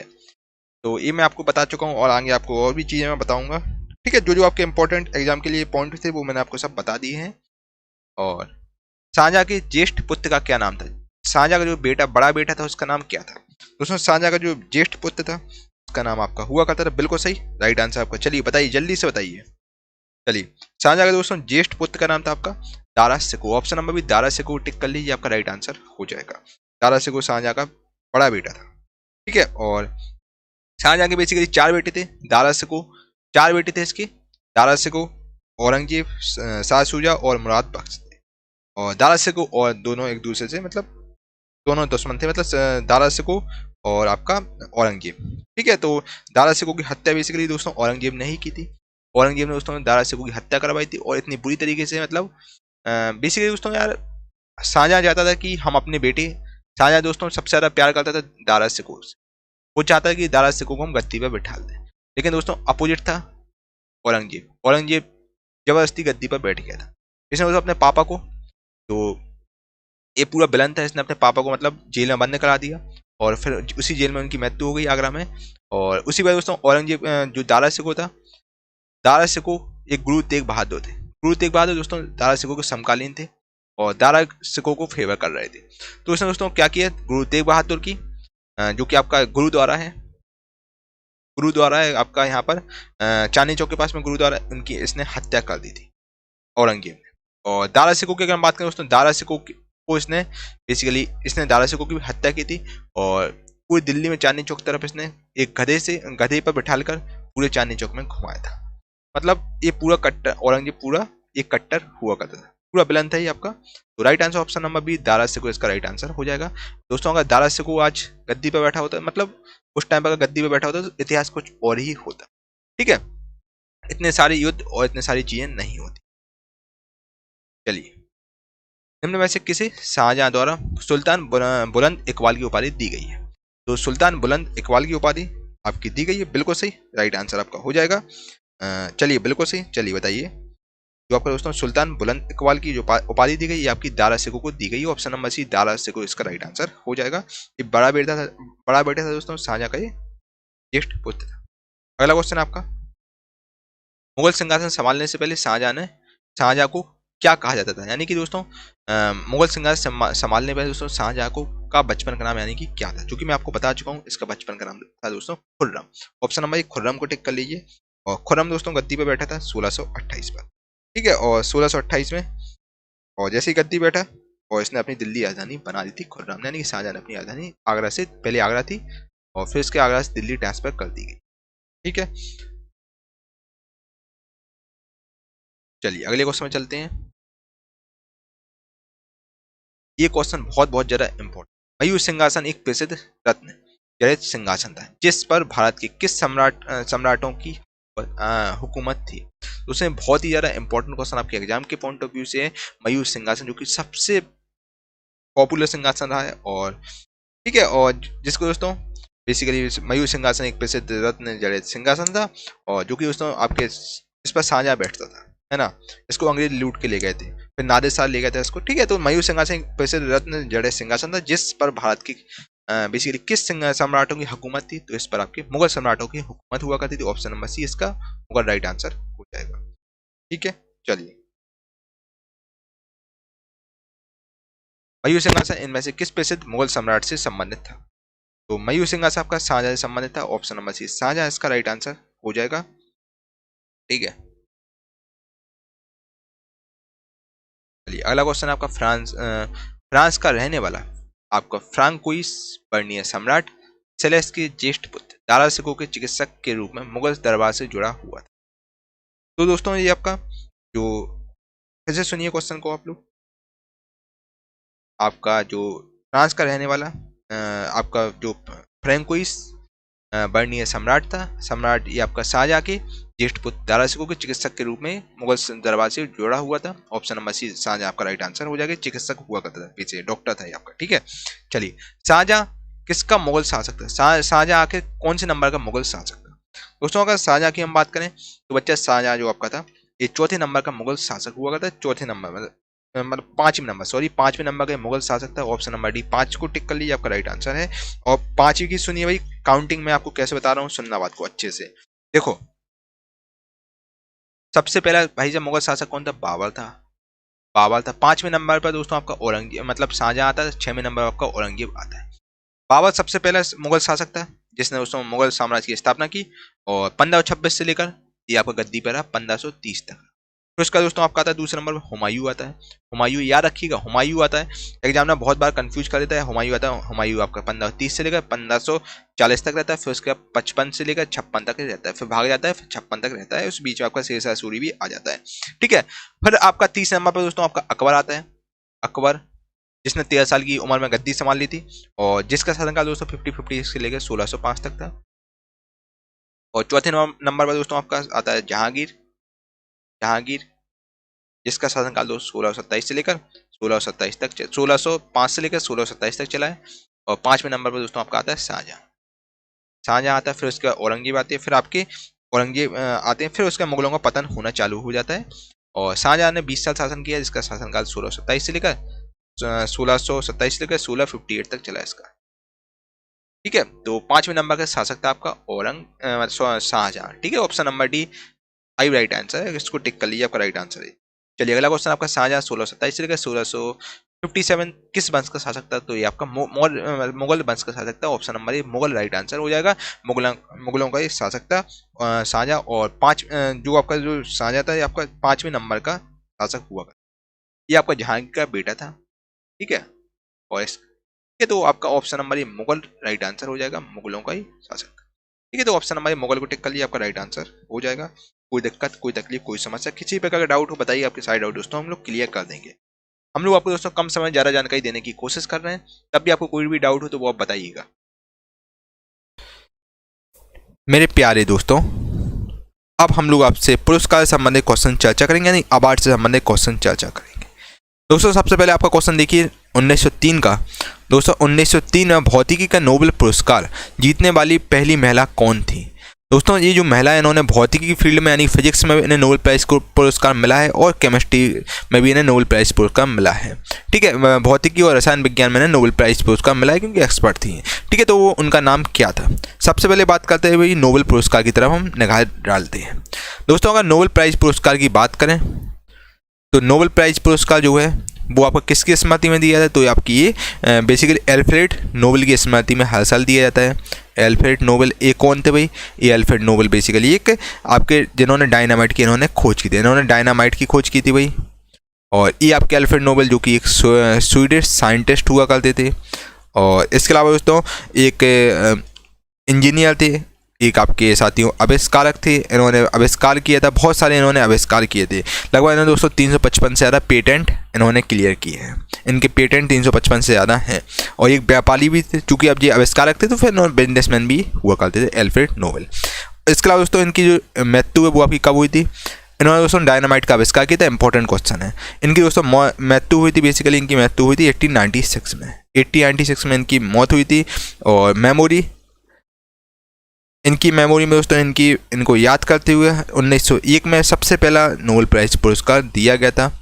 ठीक है, और सबसे पहले नोबेल प्राइज़ पुरस्कार दिया गया था। और इसमें दोस्तों आपको जो कैश प्राइज़ है वो कितने का मिलता है इसमें, यानी कि रिवार्ड क्या मिलता है दोस्तों? नोबेल प्राइज़ पुरस्कार जिसको मिलता है उसको लगभग 10 करोड़ रुपए दिए जाते हैं। 10 करोड़ रुपए उसको दिए जाते हैं। और दोस्तों नोबेल प्राइज़ पुरस्कार अपनी फील्ड की एक्सपर्ट खिलाड़ी को दिया जाता है, जो शांति के लिए दिया जाता है और जिसने बहुत अच्छी इनकी मतलब रविन्द्रनाथ भारत के रविन्द्रनाथ टैगोर थे, इनको अपनी दोस्तों कविता के लिए मिला था।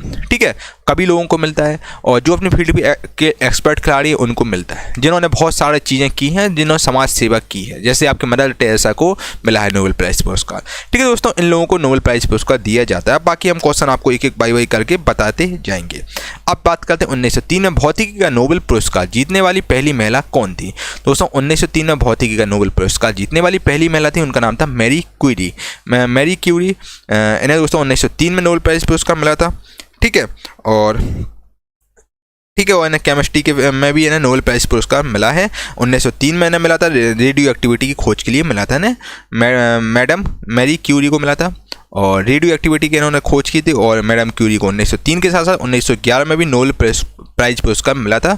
और ठीक है भाई, और जो कि पत्नी थी किसकी? पियरे क्यूरी की पत्नी थी मैडम क्यूरी। ठीक है भाई, चलिए आपको अगले क्वेश्चन की ओर चलें।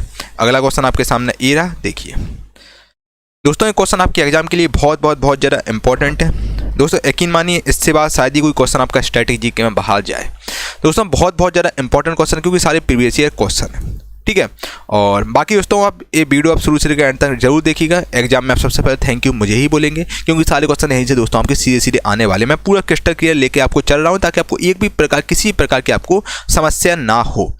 निम्नलिखित में से किसने 1930 में भौतिकी में नोबेल पुरस्कार जीता है? ठीक है, आखिर इनमें से किसने फिजिक्स में नोबेल प्राइज़ पुरस्कार मिला था, जिसको 1930 में? ये भी बहुत ज़्यादा इंपॉर्टेंट क्वेश्चन आपके एग्जाम के लिए है। ठीक है, चलिए बताइए, जल्दी से बताइए। मैं आपको 3 सेकंड का समय देता हूँ, जल्दी से अपना उत्तर कमेंट बॉक्स में दीजिए। चलिए दोस्तों, बिल्कुल सही आंसर है आपका। राइट आंसर आपका हो जाएगा option number B CV Raman को दोस्तों 1930 में भौतिकी में फिजिक्स में इन्हें नोबेल प्राइज़ पुरस्कार मिला था। इन्होंने दोस्तों रमन इफेक्ट प्रभाव की खोज की थी सीवी रमन ने। ठीक है, और इसके अलावा दोस्तों इन्हें भारत के पहले वैज्ञानिक थे जिन्हें नोबेल प्राइज़ पुरस्कार मिला था 1930 में। ठीक है, सीवी रमन को, जिन्होंने रमन इफेक्ट की खोज की थी। आपने फिजिक्स में पढ़ा ही होगा रमन इफेक्ट। चलिए, भौतिकी में नोबेल पुरस्कार में से सम्मानित किए गए पहले भारतीय आखिर वो कौन थे? ठीक है, इंपॉर्टेंट क्वेश्चन आपके एग्जाम के पॉइंट ऑफ व्यू से है, और जस्ट अभी मैंने आपको इसका आंसर बताया है। ठीक है, तो राइट आंसर हो जाएगा दोस्तों इनका सीवी रमन को दोस्तों 1930 में फिजिक्स में के लिए नोबेल पुरस्कार मिला था। इन्होंने रमन इफेक्ट की खोज की थी, उन्हें उसके लिए नोबेल प्राइज़ पुरस्कार मिला था। इनका पूरा नाम है दोस्तों चंद्रशेखर वेंकट रमन, जिसको हम शॉर्ट फॉर्म में सीवी रमन बोलते हैं। ठीक है मेरे भाई, ऑप्शन नंबर ये को टिक कर लो, ये आपका राइट आंसर है। क्या आपको कोई दिक्कत, कोई तकलीफ, कोई समस्या, किसी प्रकार का डाउट हो बताइए, आपके सारे डाउट बच्चे क्लियर कर दिए जाएंगे। अगले क्वेश्चन में चलिए अगले क्वेश्चन में चलते हैं बिना देर किए हुए। अगला क्वेश्चन आपके सामने मेरे भाई ये रहा, देखिए दोस्तों। अगर अभी तक आपने चैनल को सब्सक्राइब नहीं किया, चैनल को सब्सक्राइब जरूर कर लीजिएगा। अभी तक आप एप्लीकेशन पर देख रहे हैं तो दोस्तों जरूर कमेंट करके बताइए कैसा आपको सेशन लग रहा है। ठीक है, अपने दोस्तों को दोस्तों जो पेड कोर्स का आपको कंटेंट मिल रहा है, ज़्यादा से ज़्यादा दोस्तों को बताइएगा। चैनल के बारे में बताइए कि आपको यहाँ पर सारा कंटेंट फ्री ऑफ कॉस्ट मिलता है। आपको ये पूरा दोस्तों बेसिकली हम लोगों ने कोर्स भी आप लोगों के लिए बनाया है। ठीक है, और जो कि आपका दोस्तों इसमें सारे कंप्लीट क्वेश्चन कराए जाएंगे, जिसको आप ले सकते हैं, जो कि मिनिमम शुल्क में आपसे लिया जाए, ताकि हम लोग सर्वर का चार्ज उठा सकें। निम्नलिखित भारतीयों में से किसने नोबेल पुरस्कार नहीं जीता है? तो आखिर में से कौन से भारतीय थे इन्होंने नोबेल प्राइज़ पुरस्कार नहीं जीता है? ठीक है, देखो दोस्तों ये बात तो आप मान रहे हैं, देखो सुनना बात को अच्छे से। रविन्द्रनाथ टैगोर को दोस्तों नोबेल प्राइज़ पुरस्कार मिला था 1913 में, आप जानते ही हैं 1913 में रविन्द्रनाथ टैगोर को नोबेल प्राइज़ पुरस्कार मिला था। और ये पहले भारतीय थे जिन्हें नोबेल प्राइज़ पुरस्कार मिला था, गीतांजलि के लिए इन्हें दिया गया था। CV रमन पहले भारतीय साइंटिस्ट थे, इन्हें नोबेल प्राइज़ पुरस्कार मिला था 1930 में। ठीक है, और सत्यजीत रे दोस्तों इसका आंसर हो जाएगा, पर सत्यजीत रे को नोबेल प्राइज़ पुरस्कार नहीं मिला। अमर्त्य सेन को दोस्तों पहला अर्थशास्त्र के लिए नोबेल प्राइज़ पुरस्कार मिला था, अमर्त्य सेन को आपका 1998 में। ठीक है ना, 1998 में मिला था, जबकि उसको सत्यजीत रे को नोबेल प्राइज़ पुरस्कार नहीं मिला है। ये आपके भारतीय फिल्म के निर्देशक हैं सत्यजीत रे। ठीक है, और इन्हें दोस्तों 20वीं सदी के सर्वोच्च फिल्म निर्देशकों में गिना जाता है सत्यजीत रे को। ठीक है, तो इन्हें अभी तक नोबेल प्राइज़ पुरस्कार नहीं मिला है, एक बेसिकली निर्देशक हैं आपके। ठीक है, सत्यजीत रे। तो ऑप्शन नंबर सी को टिक कर लो, ये आपका राइट आंसर हो जाएगा। रविन्द्रनाथ टैगोर को नोबेल पुरस्कार किसके लिए मिला था? अभी जस्ट मैंने बताया दोस्तों, रविन्द्रनाथ टैगोर को जो नोबेल प्राइज़ पुरस्कार 1913 में मिला था, ये पहले भारतीय जिन्हें नोबेल प्राइज़ पुरस्कार मिला था रविन्द्रनाथ टैगोर को। इनकी जो किताब थी उसके लिए इन्हें दिया गया था। इनका एक काव्य संग्रह था जिसका नाम था गीतांजलि। गीतांजलि के दोस्तों इन्हें नोबेल प्राइज़ पुरस्कार मिला था रविन्द्रनाथ टैगोर को। तो ये आपके साहित्य लिटरेचर की फील्ड में मिला था रविन्द्रनाथ टैगोर जी को। ठीक है, अगला क्वेश्चन है आपका, साहित्य में नोबेल पुरस्कार प्राप्त करने वाले प्रथम भारतीय के नाम बताइए। तो राइट आंसर आपका हो जाएगा ऑप्शन नंबर ए, रविन्द्रनाथ टैगोर को दोस्तों साहित्य के फील्ड में नोबेल प्राइज़ पुरस्कार मिला था। ठीक है, ऑप्शन नंबर ए को टिक कर लो, आपका राइट आंसर है। ओके भाई, कोई दिक्कत, कोई तकलीफ, कोई समस्या, किसी प्रकार का डाउट हो वो भी बताइए, आपके सारे डाउट क्लियर कर दिए जाएंगे। धुन के आपके डाउट क्लियर किए जाएंगे। खैर, आपको कोई डाउट आना जीके में दिक्कत ही नहीं होगी, कोई डाउट आपको आएगा नहीं, क्योंकि कैलकुलेशन वाला पार्ट नहीं है। तब भी आपको कोई भी प्रकार का समस्या हो, कुछ भी हो, तो वो भी आप बताइएगा, क्योंकि मैं आपको सारे क्लियर क्लियर करके चीज़ें चल रहा हूँ, ताकि आपका दोस्तों सारी चीज़ें आपका हो जाए, एक बार आप पढ़ें और एक ही बार में सारा चीज़ आपको कंप्लीट हो जाए, बार बार भटकने की आपको ज़रूरत ना हो। CV रमन को किस श्रेणी के लिए दोस्तों नोबेल पुरस्कार मिला था? दोस्तों CV रमन को दोस्तों किसके लिए दिया गया था? तो जो कि मैंने आपको बढ़िया तरीके से बताया है दोस्तों। CV रमन जिन्होंने किसकी खोज की थी? इन्होंने रमन इफेक्ट की खोज की थी। रमन इफेक्ट की खोज की थी। इसका स्क्रीनशॉट आप ले लीजिएगा अगर आपको लेना हो तो, बाकी इसका मैं PDF भी मैं एप्लीकेशन में प्रोवाइड करा दूंगा।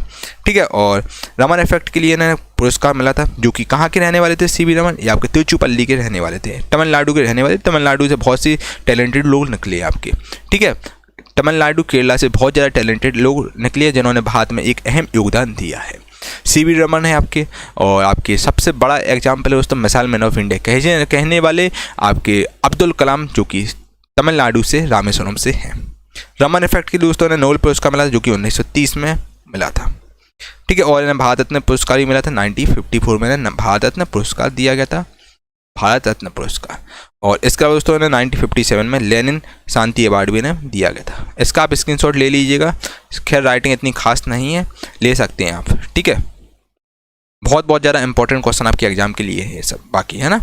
चलिए, निम्न में से कौन सा एक नोबेल पुरस्कार विजेता भारतीय का नाम है?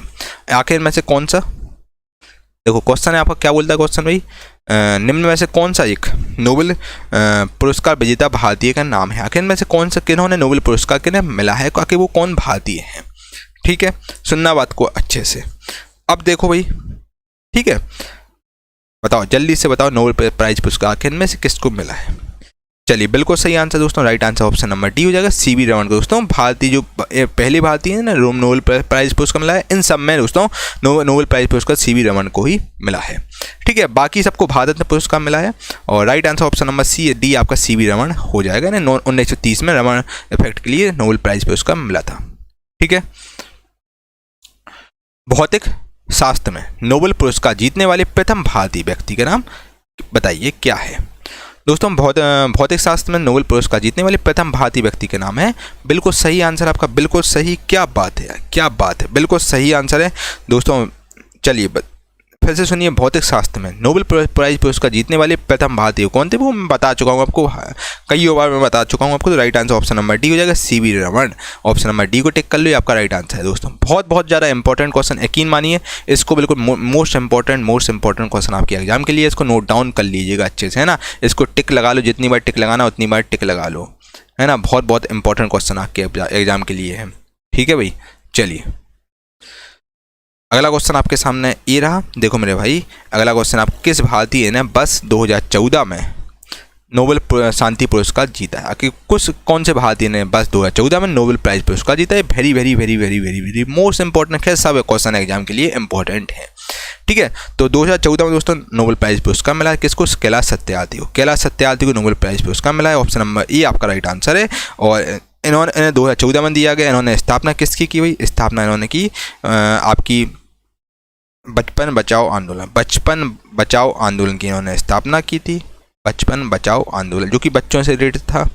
और ठीक है, 2014 में दोस्तों एक लोगों को और पुरस्कार मिला था, केवल दोस्तों 2 लोगों को पुरस्कार मिला था 2014 में। एक कैलाश सत्यार्थी को मिला था, एक आपका मलाला यूसुफजई को मिला था। मलाला यूसुफजई को मिला था जो कि पाकिस्तान की रहने वाली थी।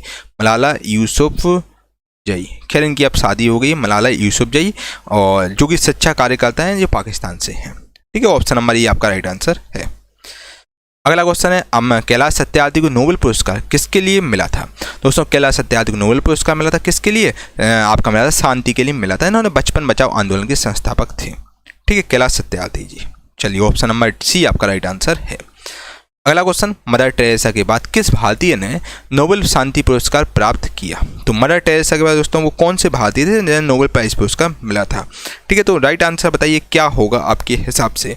तो राइट आंसर दोस्तों बिल्कुल सही, बिल्कुल सही। क्या बात है यार दोस्तों, मदर टेरेसा के बाद वो कौन से भारतीय ने नोबेल प्राइज पुरस्कार मिला था? दोस्तों अगर मदर टेरेसा की बात करें, ये पहली वुमेन थी जिन्हें नोबेल प्राइज पुरस्कार मिला था, जो कि 1979 में। मदर टेरेसा की अगर हम पहले बात करें, मदर टेरेसा के बारे में क्या क्या चीज़ें आपको बतानी होंगी। देखो, मदर टेरेसा की बच्चा अगर हम बात करें तो सुन लो बात को अच्छे से बात को सुनना। देखो, चलो मैं इसको लाइट कर देता हूँ ताकि आपको चीज़ें सही लगें। दोस्तों देखो, मदर टेरेसा जो कि फर्स्ट भारतीय थी, लेडीज थी जिन्हें मतलब भारत में नोबेल प्राइज पुरस्कार मिला था। ठीक है, मदर टेरेसा को 1979 में दोस्तों मदर टेरेसा को नोबेल प्राइज पुरस्कार मिला था, शांति के लिए मिला था। शांति के लिए नोबेल प्राइज पुरस्कार मिला था मदर टेरेसा को 1980 में, फिर भारत में मिला था, और 1997 में इनकी मृत्यु हो गई थी। काफ़ी अवार्ड में मिला है खैर मदर टेरेसा को।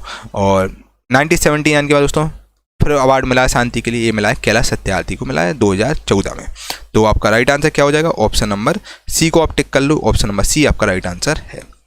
ठीक है, अगला क्वेश्चन आपके सामने ये रहा, बस 1915 में किस वैज्ञानिक ने पौधे में क्लोरोफिल की संरचना की प्रकृति का वर्णन करने के लिए नोबेल पुरस्कार जीता हो? इसकी संरचना में केंद्रीय तत्व के रूप में मैग्नीशियम का उल्लेख किया गया है। ठीक है, फिर से सुनना, बस 1995 में कहा कि कौन सा वैज्ञानिक था जिन्होंने पौधे में दोस्तों क्लोरोफिल की संरचना की प्रकृति का वर्णन करने के लिए नोबेल पुरस्कार जीता है, और इसकी संरचना में इन्होंने केंद्रीय तत्व के रूप में मैग्नीशियम का उल्लेख किया है। तो वो साइंटिस्ट कौन थे? तो दोस्तों राइट आंसर आपका हो जाएगा रिचर्ड बिल स्टेटर, इसका राइट आंसर हो जाएगा। ऑप्शन नंबर डी को टिक कर लिए, रिचर्ड बिल स्टेटर इसका राइट आंसर हो जाएगा। इन्हें नोबेल प्राइज पुरस्कार मिला था, और 1995 में नोबेल प्राइज पुरस्कार मिला था, 1915 मिला था। केमिस्ट्री रसायन विज्ञान के लिए इन्हें दिया गया था। और इन्होंने दोस्तों क्या किया था, इन्होंने बेसिकली प्लांट में प्रेजेंट पिगमेंट और क्लोरोफिल की इन्होंने संरचना के लिए इन्हें दिया गया था। जो प्लांट में प्रेजेंट जो पिगमेंट और क्लोरोफिल होती है उनकी संरचना के लिए इन्हें रिचर्ड बिल स्टेटर को अवार्ड दिया गया था। ऑप्शन नंबर डी आपका राइट आंसर है। इनको 1915 में दिया गया था नोबेल प्राइज पुरस्कार। अगला क्वेश्चन है आपका, अमर्त्य सेन को नोबेल पुरस्कार किसके लिए मिला था? अमर्त्य सेन को दोस्तों जो नोबेल प्राइज पुरस्कार आके किस लिए मिला था? दोस्तों अमर्त्य सेन को जो आपका मिला था, जो किसके लिए मिला था? अमर्त्य सेन को दोस्तों नोबेल प्राइज पुरस्कार, ये आपके बेसिकली एक अर्थशास्त्र थे। इन्हें अर्थशास्त्र के लिए पहली बार नोबेल प्राइज पुरस्कार मिला था। अमर्त्य सेन की अगर हम बात करें तो अमर्त्य सेन आपकी एक अर्थशास्त्री हैं, एक आपके अर्थशास्त्री हैं, और अर्थशास्त्री लिख लो, जिन्हें 1998 में नोबेल प्राइज पुरस्कार मिला था। और इसके अलावा दोस्तों इकोनॉमिक्स की फील्ड में इन्हें ये प्राइज मिला था। ठीक है, और फिर उसके बाद दोस्तों पहले अर्थशास्त्री थे आपके अमर्त्य सेन, और दूसरे अर्थशास्त्री इनका नाम है दोस्तों क्या, अभिजीत बनर्जी, जिन्हें 2019 में इकोनॉमिक्स के लिए अवार्ड मिला है। ये भी अर्थशास्त्र से रिलेटेड है, इन्हें अवार्ड दिया गया 2019 में अभिजीत बनर्जी जी को। और अमर्त्य सेन को आपका 1998 में जो आपका नोबेल प्राइज पुरस्कार मिला था, फिर 1999 में मैंने भारत ने पुरस्कार दिया गया था। ठीक है, भारत ने पुरस्कार मिला था। ठीक है, ओके भाई, चलिए ऑप्शन नंबर डी को टिक कर लो, आपका राइट आंसर है। अमर्त्य सेन ने किस क्षेत्र में नोबेल पुरस्कार जीता है? तो अमर्त्य सेन ने दोस्तों किस फील्ड में? तो बिल्कुल सही आंसर आपका। क्या बात है, अपने लोगों ने तो गलदा मचा दिया यार, क्या बात है। बिल्कुल सही आंसर दोस्तों, अमर्त्य सेन को बेसिकली जो नोबेल प्राइज पुरस्कार मिला था ये आपको इकोनॉमिक्स के फील्ड में मिला था। इन्होंने कल्याण अर्थशास्त्र की फील्ड में वेलफेयर इकोनॉमिक्स की में मिला था। ठीक है, जो अध्याय है वेलफेयर इकोनॉमिक्स उसमें इन्हें नोबेल प्राइज पुरस्कार मिला था अमर्त्य सेन को।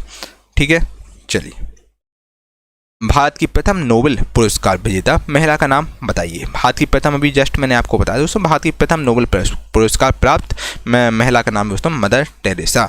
ठीक है, option number B Mother Teresa आपका राइट आंसर हो जाएगा। ऑप्शन नंबर बी को टिक कर लीजिए। खैर मदर टेरेसा के बारे में दोस्तों मैं आपको चीज़ें बता ही चुका हूँ।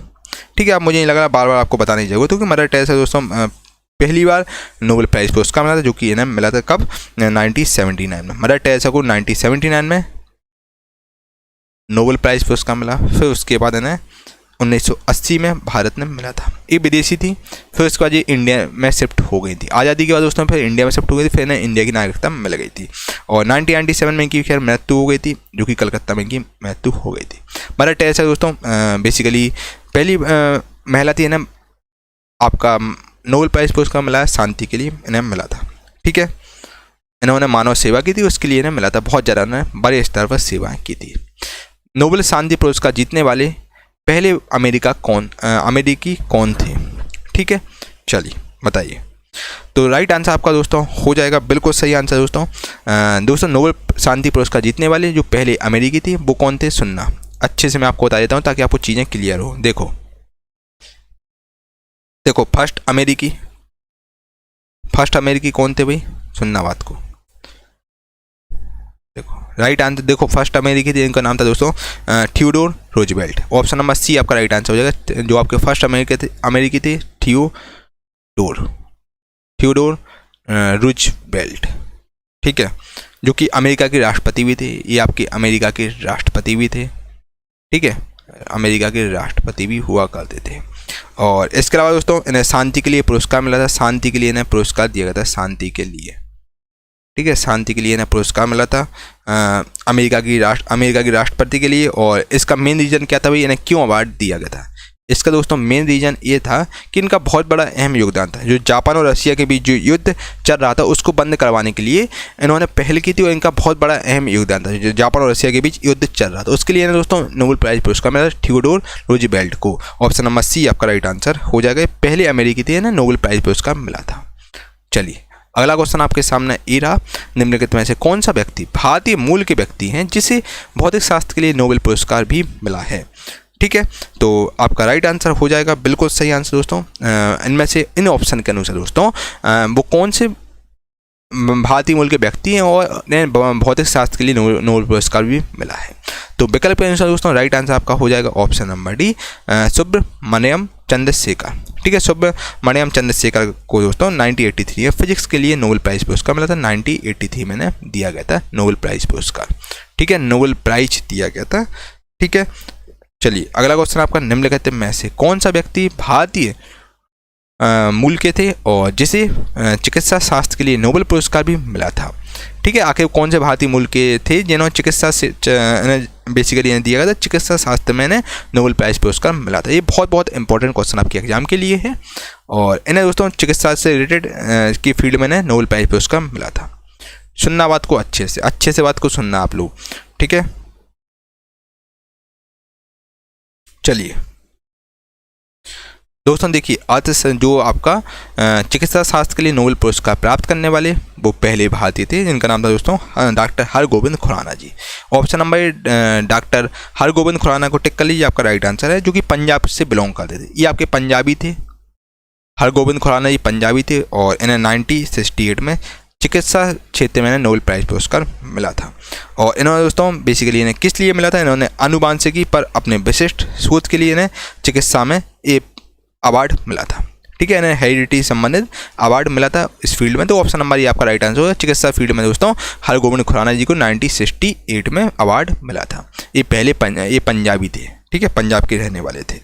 अगला क्वेश्चन आपका हरगोविंद खुराना को आपका मेडिसिन यानी चिकित्सा के क्षेत्र में नोबेल पुरस्कार से सम्मानित किया गया था, जो कि अभी जस्ट मैंने बताया 1968 में। चलिए, निम्नलिखित में से कौन सी संस्था ग्लोबल गोलकीपर अवार्ड प्रदान करती है? आखिर वो कौन सी संस्था दोस्तों जो कि ग्लोबल गोलकीपर जो अवार्ड है वो प्रदान करती है? तो दोस्तों वो संस्था का नाम है, देखिए, जो ग्लोबल गोलकीपर जो अवार्ड देती है वो संस्था बताइए। चलिए बताइए जल्दी से अपना उत्तर कमेंट बॉक्स में फटाफट से। निम्नलिखित में कौन सी संस्था जो कि ग्लोबल गोलकीपर अवार्ड प्रदान करती है? तो राइट आंसर हो जाएगा दोस्तों option number A, Bill and Melinda Gate foundation, जो कि दोस्तों हर साल ग्लोबल गोलकीपर अवार्ड प्रदान करती है। ये फाउंडेशन जो कि बिल गेट्स की है, बिल और उनकी पत्नी जो कि अब डाइवोर्स उनका हो चुका है, और bill and Melinda Gates foundation के दिया जाता है अवार्ड, ठीक है। और ठीक है, ये जो फाउंडेशन ये अवार्ड देती है, और 2019 में दोस्तों ये अवार्ड दिया गया था किसको? मोदी जी को। ये इंपॉर्टेंट है, 2019 में global goalkeeper award Modi ji को दिया गया, पीएम मोदी को दिया गया, जो कि अमेरिका में दिया गया था। और ठीक है, और ये जो संस्था है आपकी जो अवार्ड वाली ये देना स्टार्ट हुआ था 2017 में। 2017 में जो अवार्ड का सिलसिला चालू हुआ था, और जो कि देता है दोस्तों Bill and Melinda Gate foundation देती है हर साल। और ठीक है, चलिए अगला क्वेश्चन में चलते हैं, चलिए अगला क्वेश्चन देखो। जे थॉमसन को सेलेस की खोज के लिए भौतिक में नोबेल पुरस्कार प्राप्त हुआ। जे थॉमसन को दोस्तों किसकी खोज के लिए आके भौतिकी में नोबेल पुरस्कार प्राप्त हुआ? चलिए बताइए। तो जे थॉमसन के दोस्तों अगर हम बात करें, जे थॉमसन को 1906 में नोबेल प्राइज़ पुरस्कार दिया गया था। 1906 में किस लिए दिया गया था? इन्होंने रेडियो एक्टिविटी की खोज की थी, रेडियो एक्टिविटी के साथ ही उन्होंने खोज की थी, इसके लिए इन्हें पुरस्कार मिला था। जो कि एक ब्रिटिश, जे थॉमसन कौन है भाई? एक ब्रिटिश भौतिक शास्त्री हैं, ठीक है। तो राइट आंसर आपका क्या हो जाएगा? बिल्कुल सही आंसर है दोस्तों। देखिए, जे थॉमसन को आपका जो अवार्ड दिया था रेडियो एक्टिविटी की खोज करने के लिए मिला था, ठीक है। तो आपका राइट आंसर ऑप्शन नंबर आप डी को टिक कर लीजिए, ऑप्शन नंबर डी इलेक्ट्रॉन से संबंधित है, ठीक है। ऑप्शन नंबर डी टिक कर लीजिए, आपका राइट आंसर है इलेक्ट्रॉन्स का जो सूत्र होता है 1.6 × 10⁻19, उसके लिए मैंने नोबेल प्राइज पुरस्कार मिला था, ठीक है। 1906 में दिया गया था। और इसके अलावा दोस्तों उन्होंने बोल गया हम भी चूती है। मेरे प्यारे दोस्तों लगातार बच्चे कमेंट बॉक्स में कमेंट कर रहे थे और व्हाट्सएप पर मैसेज कर रहे थे, सर आखिर आप कब बैच लॉन्च कर रहे हैं एसएससी के लिए। दोस्तों वो दिन आ गया, मैंने आप लोगों के दोस्तों सफलता बैच लॉन्च, क्योंकि वन ऑफ द बेस्ट है ये आपका दोस्तों बैच, बाकी में आपको सफलता दिलाने का काम करेगा। साथियों, किरण की जो लेटेस्ट जीके की बुक आती है 14,000 प्लस वाली बुक आती है, उसका पूरा निचोड़ हम लोग लेकर आए हैं दोस्तों। इसमें आपके एसएससी के जितने भी एग्जाम होते हैं सब आपके कवर हो जाएंगे। JE, SSC, JUS, CGL, CPU, MTS, आपके सिलेक्शन फेज के जितने भी एग्जाम होते हैं सब आपके कवर हो जाएंगे, ठीक है। सारे के इंपॉर्टेंट प्रीवियस ईयर क्वेश्चन हम आपके लिए लेकर आए जो बहुत ज्यादा इंपॉर्टेंट है। इस बुक के दोस्तों बेसिकली हमने क्या किया है, इसमें छटनी की है, कुछ क्वेश्चन 1994 में पूछेंगे फिर उसका रिपीट नहीं हुए, इसमें रखे गए हैं, वो हमने हटा दिए हैं। इसमें दोस्तों आपको टॉप 5 या super selected chapter wise PYQs मिलेंगे, सुपर सिलेक्टेड, जो आपके एग्जाम के लिए बहुत ज्यादा इंपॉर्टेंट है, ठीक है। 5,000 से लगभग 6-7 हज़ार के आसपास, आपको 6,000 के आसपास क्वेश्चन मिलेंगे जो आपके एग्जाम के लिए बहुत इंपॉर्टेंट सुपर सिलेक्टेड क्वेश्चन। कोई आपका 8 बार पूछा गया, कोई 10 बार पूछा गया, बस वही आपको मिलेंगे। और दोस्तों इसकी एक खासियत और है, आपका ये बैच है ना इंग्लिश हिंदी दोनों में रहेगा। जो इंग्लिश वाले बच्चे हैं उनके लिए भी इंपॉर्टेंट है, हिंदी में भी रहेगा, इंग्लिश हिंदी बायलैंग्वेज आपको कंटेंट मिलेगा। और ये आपका दोस्तों batch one of the best आपके एग्जाम के लिए रहेगा। और इस बैच को दोस्तों आप ले सकते हो कि वन ऑफ द बेस्ट है, और आपकी यहाँ से बड़ी तरीके से प्रैक्टिस हो जाएगी। दोस्तों आप जान रहे हैं एग्जाम के लिए बहुत कम समय बचा है, और एमटीएस का दोस्तों आपका 1 महीने में पेपर है, बच्चा बिल्कुल तैयार हो जाओ। और इसके अलावा दोस्तों आप जीके का पहले क्या था, अपन जीके स्किप भी कर देते तो काम बन जाता था, लेकिन दोस्तों अब जीके से ही आपकी मेरिट बनेगी यार। एमटीएस में दोस्तों जीके के बिना कुछ हो नहीं पाएगा, जीके इंग्लिश के बिना, तो आपको जीके बहुत इंपॉर्टेंट रोल प्ले करती है। बाकी दोस्तों सीजीएल वगैरह भी मेंस में जीके आने लगी है, सीएचएस में मेंस में आने लगी, बच्चा जीके को आपको इसको स्किप नहीं करना, जीके को आपको सीरियसली लेना है। आपने कहीं भी पेड कोर्स लिया हो, कहीं भी लिया, कोई दिक्कत नहीं, बच्चे प्रैक्टिस बैच आप लोग जरूर लेके देखिए, ये आपको बाकी में सफलता दिलाने का काम करेगा। आपकी प्रैक्टिस बहुत तरीके से हो जाएगी, टाइमर वगैरह भी हम लोग आपके लिए लेकर आए हैं, और आपको थ्योरी बेस में कराई जाएगी, है ना, जो आपके एग्जाम के लिए बहुत ज्यादा इंपॉर्टेंट चीज है, सब आपको दोस्तों यहाँ पर मिलेगा। दोस्तों ये बैच आपके लिए one of the best batch होने वाला है। और इस कोर्स की प्राइस फी बेसिकली 1999 रुपए, जो कि आपको डिस्काउंट पीरियड दोस्तों केवल और केवल 251 रुपए आपसे मात्र सहयोग राशि ली जा रही है, ताकि हम लोग ऐप का सर्वर चार्ज वगैरह निकाल सके। साथ ही आपको इस कंप्लीट बैच मिलेगा, व्यू डेमो में जाकर आप देख सकते हैं। स्ट्रेटेजी का दोस्तों को 12-13 घंटे की स्ट्रेटेजी की भी क्लास मिलेगी, ठीक है। स्ट्रेटेजी की आपको कंप्लीट मिलेगा, बिल्कुल चैप्टर वाइज मिलेगा स्ट्रेटेजी, उसका पीडीएफ भी आपको बाकायदा मिलेगा। और कंप्लीट दोस्तों ये जो करंट पब्लिकेशन का निचोड़ हम लोग लेकर आए हैं, इसका कंप्लीट आपको साथियों पीडीएफ वगैरह भी आपको मिल जाएगा। और जो कि दोस्तों केवल आपको सुपर कॉम्बो डील चल रही है, जो कि 251 रुपए में आपको ये बैच दिया जाए, इसको आप ले सकते हैं, जो कि ऑफर कुछ ही समय के लिए वैलिड है। और किसी प्रकार का डाउट हो इस नंबर से आप संपर्क कर लीजिए, आपके सारे डाउट दोस्तों क्लियर कर दिए जाएंगे। दोस्तों यकीन मानिए यार, एक बार आप लेकर देखिए, one of the best batch दोस्तों आपके एग्जाम के लिए रहेगा। और दोस्तों देखिए 251 रुपए में तो यार आजकल आपका 1 महीने का रिचार्ज भी नहीं होता है, आपको कंप्लीट बैच दिया जा रहा है, वो भी 1 साल की वैलिडिटी के साथ दिया जा रहा है ना। बच्चे इससे अच्छा आपको डील कहीं नहीं मिलेगी। और बाकी डिस्क्रिप्शन में लिंक डाल दूंगा, वहां से आप डेमो वगैरह भी देख सकते हैं, पैसे बिल्कुल नहीं लग रहे डेमो के, आप देख सकते हैं आकर। और स्ट्रेटेजी का बिल्कुल आपको तरीके से यहाँ पर बिल्कुल मिलेगा, हिस्ट्री का आपको बिल्कुल एंशिएंट हिस्ट्री होगा, मेडिवल होगा, मॉडर्न होगा, बिल्कुल आपको तरीके से मिलेगा, और इंग्लिश हिंदी दोनों में कंटेंट है। तो इसको साथियों आप ले सकते हैं। किसी प्रकार का डाउट हो इस नंबर से आप संपर्क कर लीजिए, आपके सारे डाउट दोस्तों क्लियर कर दिए जाएंगे। बाकी डिस्क्रिप्शन में गुरुकुल प्लस ऑफिशियल की लिंक डाल दूंगा, तो वहां से आप एप्लीकेशन पर जाकर देख सकते हैं। ठीक है भाई। मेरे प्यारे दोस्तों, अब हम लोग आपसे इंडियन ड्रेस से संबंधित क्वेश्चन चर्चा करेंगे। दोस्तों क्वेश्चन है आपका, धोती गमछा सेलेस का स्वदेशी वस्त्र का प्रतीक है। धोती गमछा दोस्तों आखिर कौन से राज्य का ये स्वदेशी वस्त्र का प्रतीक है? बताओ भाई, जल्दी से बताइए। धोती गमछा जो का आखिर कौन से स्टेट का स्वदेशी वस्त्र का ये प्रतीक है? धोती गमछा। ठीक है, आपको 4 ऑप्शन दिए जाते हैं, जल्दी से अपना उत्तर कमेंट बॉक्स में दीजिए। दोस्तों right answer option number C हो जाएगा, असम। दोस्तों जो आपका धोती गमछा है ये आपका असम का दोस्तों असम का स्वदेशी वस्त्र का प्रतीक है। ठीक है, धोती गमछा। और असम दोस्तों जैसा कि आप जानते हैं, असम आपका पूर्वोत्तर राज्य में आता है। और ठीक है, असम आपका पूर्वोत्तर राज्य में आता है। और इसके अलावा दोस्तों और जो आपका 7 सिस्टर होती है उसमें आपका असम भी आता है। ठीक है, 7 सिस्टर में आपका असम भी आता है। चलिए ऑप्शन नंबर सी आपका राइट आंसर हो जाएगा, असम को टिक कर लीजिए। अगला क्वेश्चन दोस्तों आपके सामने ये रहा, देखिए। चलिए देखिए, सलवार, कुर्ता, टोपी आदि जैसे सिले हुए कपड़े भारत में किसके द्वारा लाए गए?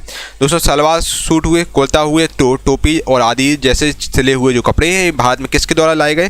तो दोस्तों सलवार कुर्ता टोपी ये सब आपके सिले हुए कपड़े भारत में कुषाण और शक और पार्थियन द्वारा लाए गए थे भारत में। ठीक है, तो राइट आंसर आपका हो जाएगा ऑप्शन नंबर सी को टिक कर लीजिए, आपका राइट आंसर है। चलिए, मेखला चादर स्लेश राज्य का पारंपरिक परिधान है। तो मेखला चादर दोस्तों आगे कौन से राज्य के पारंपरिक परिधान है? साथियों जो मेखला चादर है ये आपका असम राज्य का पारंपरिक परिधान है। Option number B Assam right answer हो जाएगा। और असम की महिलाएं इसको पहनती हैं, मेखला चादर को असम की महिलाओं द्वारा ये पहना जाता है। और ये जब महिलाएं पहनती हैं जब घरेलू काम करते वक्त और फिर किसी विशेष उत्सव में लेडीज पहनती हैं असम की। ठीक है, तो आपका option number B right answer हो जाएगा, असम टिक कर लीजिए। अगले क्वेश्चन में चलते हैं। घो नामक पुरुषों की पारंपरिक और राष्ट्रीय पोशाक कहाँ की है? घो नामक पुरुषों की जो पारंपरिक और राष्ट्रीय जो पोशाक है कहाँ की है, यानी पोशाक घो कहाँ की है? तो साथियों ये आपका राइट आंसर हो जाएगा option number C, Bhutan. Bhutan की दोस्तों घो नामक पुरुषों की पारंपरिक और राष्ट्रीय पोशाक है भूटान की। ठीक है, भूटान का साम्राज्य व्यापक रूप से अपनी गहरी परंपरा और सांस्कृतिक सौंदर्य शास्त्र के लिए जाना जाता है। और घो की यहाँ की पोशाक है। और दोस्तों जो आपका भूटान है, ठीक है, तो भूटान हमारा पड़ोसी देश है। ठीक है, तो ऑप्शन नंबर आपका सी भूटान राइट आंसर हो जाएगा। अगले क्वेश्चन में चलते हैं बिना देर किए हुए।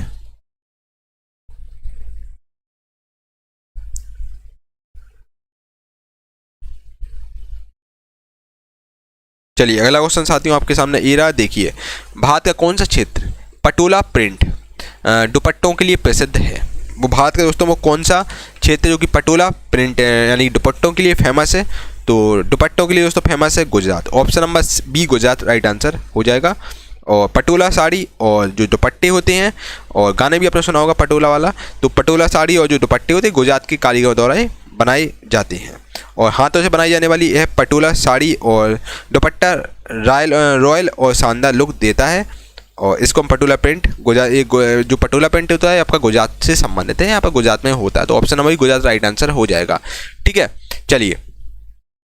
मैसूर पेटा एक पारंपरिक पोशाक है जिसे आखिर कहाँ पर पहना जाता है?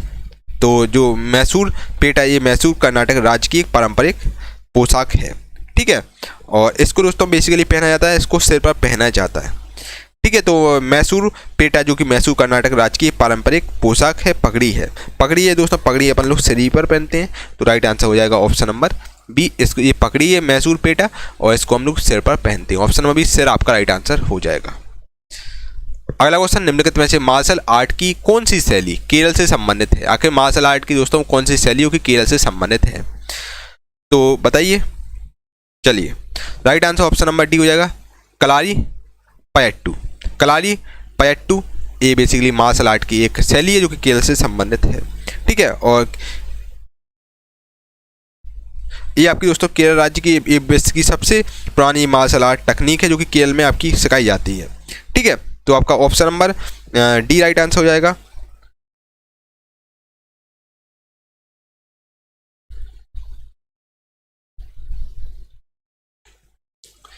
कलारी पैट्टू किस राज्य का मार्शल आर्ट? दोस्तों जो आपका कलारी पैट्टू ये आपका केरल का जो मार्शल आर्ट है जो कि दोस्तों केरल में आपको सिखाया जाता है, पूरे विश्व भर में फेमस है, सबसे पुरानी आपकी कला है।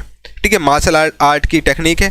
और ठीक है, और युद्ध स्थल में जो युद्ध वगैरह में हेतु ये प्रशिक्षित की जाती है, आपको मार्शल आर्ट की ट्रेनिंग दी जाती है केरल में। ठीक, तो आपका ऑप्शन नंबर डी मेरे केरल राइट आंसर हो जाएगा। अगर दोस्तों हम केरल की बच्चे आपसे बात करें तो केरल कहाँ है भाई? देखो ये भारत का नक्शा है, भारत का नक्शा तो क्या ऐसा ऐसा आपका है दोस्तों। केरल आपका अगर हम बात करें दोस्तों केरल की, तो केरला आपका बच्चा ए है, ये आपका केरला है। ठीक है, तो केरला में जो स्टार्टिंग मानसून जो होता है वो आपका केरला ही से ही होता है। और केरला में आपका अल्लप्पी वगैरह है, यहाँ पर आपका पूरी वेम्बनाड झील है जो कि विश्व की भारत की सबसे लंबी झील है। तो right answer option number D Kerala हो जाएगा। निम्नलिखित में से युद्ध कला के किस स्वरूप का पंजाब और पश्चिम बंगाल राज्य में प्रदर्शन किया जाता है? तो राइट आंसर हो जाएगा साथियों आपका आखिर में से कौन सी युद्ध कला के किस स्वरूप का पंजाब और पश्चिम बंगाल राज्य में प्रदर्शन किया जाता है? तो लाठी का किया जाता है दोस्तों प्रदर्शन, ऑप्शन नंबर बी लाठी राइट आंसर हो जाएगा। और लाठी युद्ध कला का स्वरूप दोस्तों पंजाब और पश्चिम बंगाल राज्य में मुख्यतः प्रचलित है। और पंजाब में दोस्तों इस लाठी कला का एक रूप सिख युद्ध कला गटका में भी देखने को हमें मिलता है। और ये आपका पंजाब और आपका पश्चिम बंगाल में ये प्रदर्शन लाठी से किया जाता है। ऑप्शन नंबर बी लाठी आपका राइट आंसर हो जाएगा। चलिए अगला क्वेश्चन, निम्नलिखित में से कौन सा पारंपरिक नृत्य एक सामरिक कला यानी कि मार्शल आर्ट स्वरूप नहीं है? आखिर में से कौन सा मार्शल आर्ट नहीं है? तो राइट आंसर आपका हो जाएगा, देखो भाई कलारी पैट्टू ये आपका केरल की है, छऊ है, लेजेम ये आपकी दोस्तों मार्शल आर्ट है। जबकि साथियों आपका जो भवई है ये आपकी साथियों भवई बेसिकली पारंपरिक नृत्य ना कि मार्शल आर्ट में आता है। ये पारंपरिक नृत्य है जो कि दोस्तों आपके राजस्थान का पारंपरिक नृत्य भवई। ठीक है, तो ऑप्शन नंबर ये आपका राइट आंसर हो जाएगा, ये आपका गलत है। ऑप्शन नंबर ये को टिक कर लो, आपका राइट आंसर है। भारतीय नृत्य रूपों का उदाहरण निम्न में से किस में मिलता है? ठीक है, भारतीय नृत्य रूपों का जो हमें उदाहरण है आखिर किस में हमें मिलता है? तो आपका नाट्य शास्त्र में मिलता है। ऑप्शन नंबर नाट्य शास्त्र इसका राइट आंसर हो जाएगा। दोस्तों अगर नाट्य शास्त्र की बात करें तो नाट्य शास्त्र एक प्राचीन ग्रंथ है जिसमें नाट्य कला के विभिन्न पहलुओं और नाट्य सिद्धांतों का हमें विस्तृत वर्णन मिलता है। ठीक है, और नाट्य शास्त्र की अगर हम रचना की बात करें तो नाट्य शास्त्र की रचना किसने की थी? तो ये रचना की थी भरत मुनि द्वारा नाट्य शास्त्र की रचना की हुई थी। ठीक है, चलिए अगले क्वेश्चन में चलते हैं बिना देर किए हुए। अगला क्वेश्चन देखिए भाई, निम्नलिखित में से कौन रसमंजरी नामक संस्कृत ग्रंथ के रचनाकार थे? बताइए आखिर में से कौन है जो कि रसमंजरी नामक संस्कृत ग्रंथ के रचनाकार थे? तो आपके बिल्कुल सही राइट आंसर हो जाएगा साथियों, ऑप्शन नंबर ए भानुदत्त। भानुदत्त दोस्तों रसमंजरी नामक संस्कृत ग्रंथ की रचनाकार थे। ठीक है, तो रसमंजरी के भानुदत्त थे। और आपके कमंडक के दोस्तों कामंद किए नीतिशाल थे। और भारवी के आपके दोस्तों थे वो आपके कृता जो नियम थे। ठीक है, सब आपके रचनाकार थे। तो ऑप्शन नंबर ये आपका राइट आंसर हो जाएगा। अगला क्वेश्चन है आपका साथियों, सरपेंट एंड द रोप नामक उपन्यास किसने लिखा? तो सरपेंट एंड द रोप नामक जो उपन्यास ये लिखने वाले हैं आपके राजा राव द्वारा लिखा गया उपन्यास। और 1960 में इसको प्रकाशित किया गया था। अगर दोस्तों हम आर के नारायण की बात करें तो आर के नारायण ने एक उपन्यास लिखा है जो कि मालगुडी डेज है, बहुत ही फेमस है। ठीक है, मालगुडी डेज के जो लेखक हैं। और इसके अलावा दोस्तों अगर हम बात करें इनकी पुस्तक है मालगुडी डेज आर के नारायण जी की। और अगर हम दोस्तों विक्रम सेठ की बात करें तो विक्रम सेठ ने आपका आ सूटेबल बॉय नामक किताब लिखी है। आ सूटेबल बॉय नामक किताब इन्होंने लिखी है। राजा राव ने दोस्तों सरपेंट एंड द रोप नामक उपन्यास इन्होंने लिखा हुआ है। ठीक है, तो ऑप्शन नंबर सी इनका राइट आंसर हो जाएगा। इनका ये नोवेल है राजा राव जी का, 1960 में इसको प्रकाशित किया गया था। देवदास उपन्यास किसने लिखा था? दोस्तों देवदास जो नोवेल है ये आखिर किसके द्वारा लिखा गया था? देवदास। आपने इसके ऊपर पिक्चर भी बनी हुई है, देखी होगी आपने देवदास भाई, ठीक है। तो देवदास उपन्यास आखिर किसने लिखा था? जो कि शाहरुख खान की मूवी थी देवदास, ठीक है। तो देवदास उपन्यास लिखने वाले दोस्तों थे, राइट आंसर हो जाएगा आपका शरत चंद्र चट्टोपाध्याय। शरत चंद्र चट्टोपाध्याय जी ने दोस्तों देवदास उपन्यास लिखा था। याद रखिएगा दोस्तों, शरत चंद्र चट्टोपाध्याय, इन्होंने दोस्तों देवदास नामक नोवेल लिखा था, ठीक है। तो ऑप्शन नंबर डी आपका राइट आंसर हो जाएगा। और चरित्रहीन और आपके देवदास की रचयिता थी, ठीक है। चलिए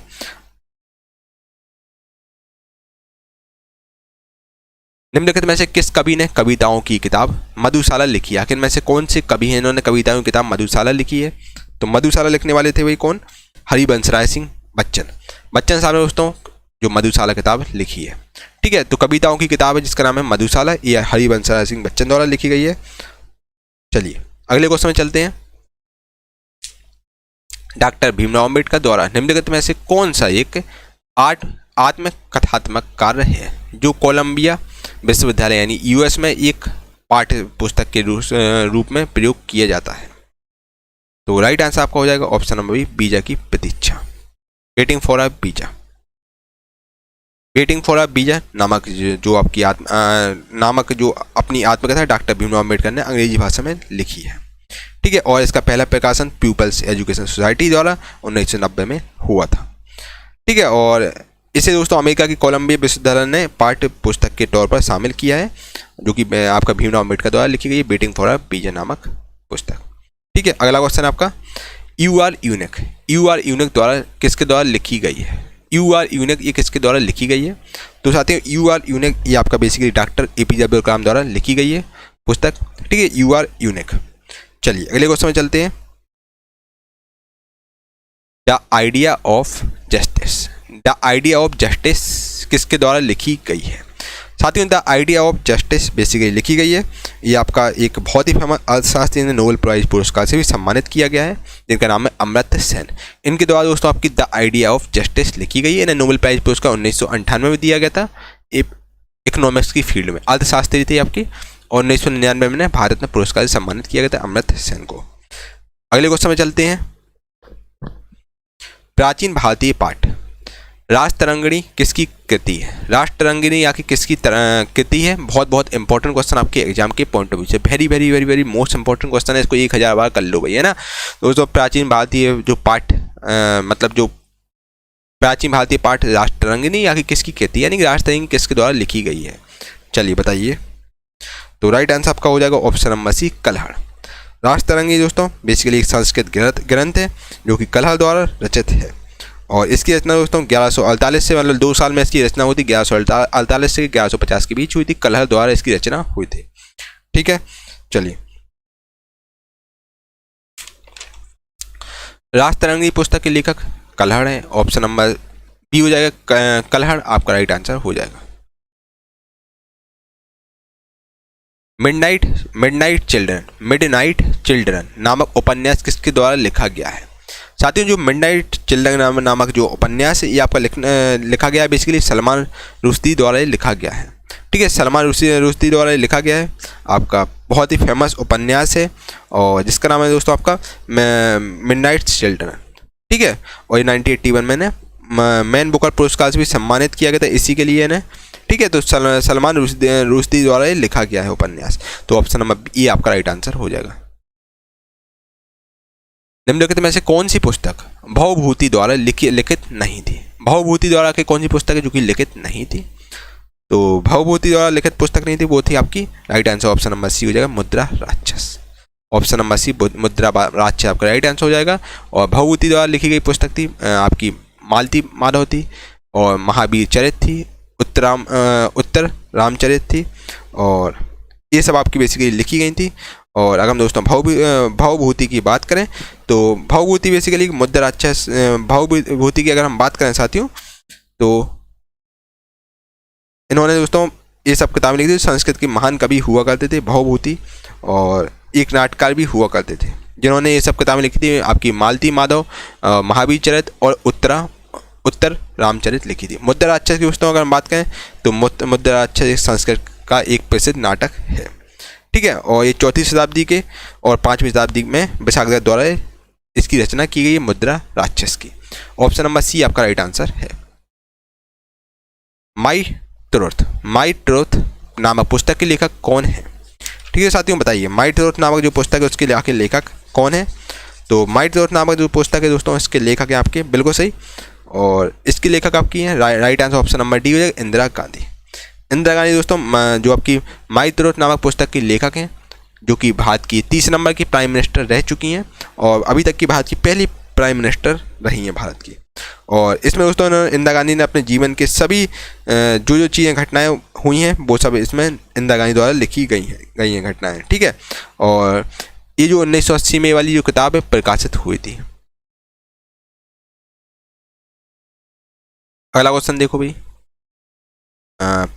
प्लेइंग इट माई बे पुस्तक के लेखक का नाम बताइए। प्लेइंग इट माई बे जो पुस्तक है उसके लेखक का नाम है, जो कि बहुत ही महान क्रिकेटर है, इनका नाम है सचिन रमेश तेंदुलकर की आत्मकथा है। ठीक है, तो ये आपकी सचिन तेंदुलकर की दोस्तों आत्मकथा है आपकी प्लेइंग इट माई बे। जो इस पुस्तक के लेखक हैं वो आपके सचिन तेंदुलकर हैं। ठीक है, तो ऑप्शन नंबर आपका ए राइट आंसर हो जाएगा। ये सचिन तेंदुलकर द्वारा लिखी गई, इन्हें भारत रत्न पुरस्कार सम्मानित किया गया है और क्रिकेट का दोस्तों इन्हें भगवान कहते हैं सचिन तेंदुलकर को। ठीक है, और 6 नवंबर 2014 को ये मुंबई में प्रकाशित की गई थी ये किताब। ठीक है, इसमें पूरी सचिन की आत्मकथा इसमें है। ऑप्शन नंबर ये आपका राइट आंसर हो जाएगा, सचिन द्वारा लिखी गई है पूरी। चलिए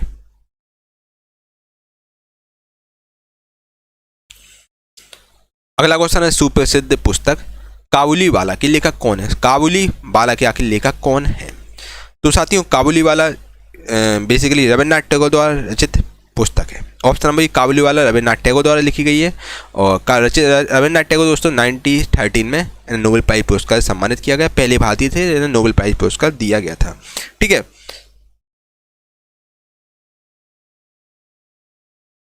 इंडिया का खिताब किसने दिया था? इंडिया का दोस्तों सरोजिनी नायडू को नाइटिंगेल ऑफ इंडिया का खिताब किसने दिया था? बताइए। सरोजिनी नायडू की दोस्तों नाइटिंगेल ऑफ इंडिया हम कहते हैं इनको। ठीक है भाई, तो साथियों सरोजिनी नायडू हम नाइटिंगेल ऑफ इंडिया कहते हैं, भारत की कोकिला कहते हैं सरोजिनी नायडू जी को। और ठीक है, और इन्होंने ये आपकी यूपी की राज्यपाल रह चुकी हैं और पहली राज्यपाल थी सरोजिनी नायडू। और सरोजिनी नायडू को दोस्तों नाइटिंगेल ऑफ इंडिया का खिताब किसने दिया था? तो साथियों सरोजिनी नायडू को जो नाइटिंगेल ऑफ इंडिया का खिताब देने वाले थे वो आपके थे Mahatma Gandhi. Option number D Mahatma Gandhi इसका राइट आंसर हो जाएगा। ठीक है, और ऑप्शन नंबर आपका बी टिक कर लीजिए। Option number D Mahatma Gandhi ने नाइटिंगेल ऑफ इंडिया का खिताब दिया था सरोजिनी नायडू को।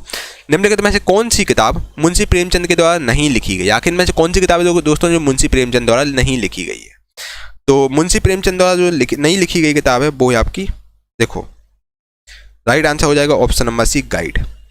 गबन, गोदान, निर्मला ये सब मुंशी प्रेमचंद द्वारा लिखी गई किताब है। जबकि साथियों जो गाइड ये आपकी जो पुस्तक है जी आपकी आर के नारायण द्वारा लिखी गई किताब है। आर के नारायण ने इसको लिखा है, ना कि आपके मुंशी प्रेमचंद जी ने लिखा है।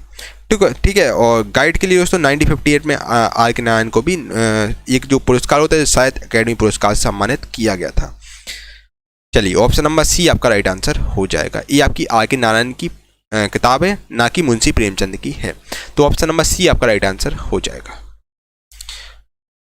अगला क्वेश्चन है, glimpse of world history. Glimpse of world history पुस्तक के लेखक कौन है? ठीक है, आखिर मतलब ग्लिम्स ऑफ वर्ल्ड हिस्ट्री पुस्तक को किसने आखिर लिखा है? तो इसको लिखने वाले दोस्तों थे आपके बिल्कुल सही राइट आंसर हो जाएगा Jawaharlal Nehru. Option number D Jawaharlal Nehru द्वारा दोस्तों ग्लिम्सेज ऑफ वर्ल्ड हिस्ट्री पुस्तक लिखी गई है। चलिए अगला क्वेश्चन, द नेमसेक के लेखक कौन है? द नेमसेक के लेखक आखिर कौन है बताइए। Who is the author of the namesake? तो नेमसेक के साथियों जो लेखक हैं वो आपके हैं, राइट आंसर हो जाएगा झुम्पा लाहिरी। झुम्पा लाहिरी आपकी नेमसेक के लेखक हैं। ठीक है, तो ऑप्शन नंबर डी आपका राइट आंसर हो जाएगा। और झुम्पा लाहिड़ी का ये पहला उपन्यास है नेमसेक, जो कि 2003 में रचित हुआ था। 2003 में इसका प्रकाशन हुआ था। और चलिए अगले क्वेश्चन में चलते हैं बिना देर किए हुए। द लोलैंड का लेखक या लेखिका कौन है? द लोलैंड का लेखक या लेखिका कौन है? तो द लोलैंड के जो लेखक हैं वो आपके हैं बिल्कुल सही। Right answer option number C हो जाएगा, झुम्पा लाहिरी। झुम्पा लाहिरी जो कि आपकी द लोलैंड की लेखक हैं। ठीक है, चलिए अगले क्वेश्चन में चलते हैं बिना देर किए हुए। इंटरप्रेटर ऑफ मेलेडीज के लेखक कौन है? इंटरप्रेटर ऑफ मेलेडीज के जो लेखक हैं वो आपके हैं झुम्पा लाहिरी है। ऑप्शन नंबर ये आपका राइट आंसर हो जाएगा। और इंटरप्रेटर ऑफ मेलेडीज इन्होंने 1999 में प्रकाशित की थी, झुम्पा लाहिरी द्वारा 1999 में प्रकाशित हुई थी। चलिए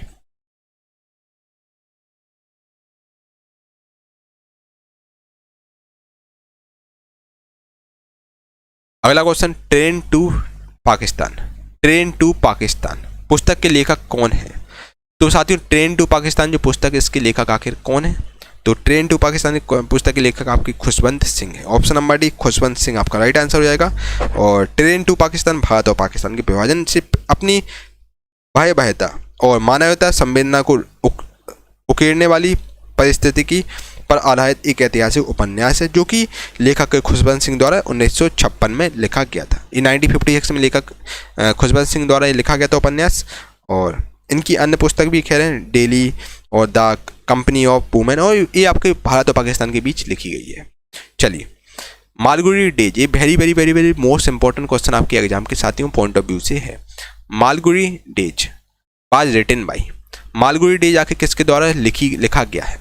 तो मालगुडी डेज लिखने वाले हैं भाई आर के नारायण है। ऑप्शन नंबर डी आर के नारायण इसका राइट आंसर हो जाएगा। बहुत ही फेमस लेखक थे आपके आर के नारायण। आर के नारायण का एग्जाम में कभी कभी पूछते थे आर के नारायण का फुल फॉर्म क्या है? तो साथियों आर फॉर क्या होता है? Rasipuram. R for Rasipuram, R for Rasipuram है। ठीक है, आर फॉर रासीपुरम। और के फॉर कृष्णा, के फॉर कृष्ण। और रासीपुरम कृष्ण स्वामी अय्यर, स्वामी अय्यर। ठीक है, नारायण इनका पूरा नाम है। तो आर के नारायण जी का रासीपुरम कृष्ण स्वामी अय्यर नारायण इनका पूरा नाम है। और नारायण स्वामी इनका पूरा नाम है।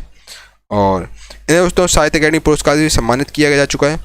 और ठीक है, इन्होंने मालगुडी डेज लिखी है, द डार्क हाउस लिखी है, और वेटिंग फॉर दी महात्मा है, इस संबंध में उपन्यास लिखे हुए हैं। तो आपका right answer option number D R के नारायण इसका राइट आंसर हो जाएगा। चोखेर बाली के लेखक कौन है? चोखेर बाली के लेखक कौन है? तो चोखेर बाली के जो लेखक हैं वो आपके हैं रविन्द्रनाथ टैगोर। ऑप्शन नंबर रविन्द्रनाथ टैगोर आपका राइट आंसर है।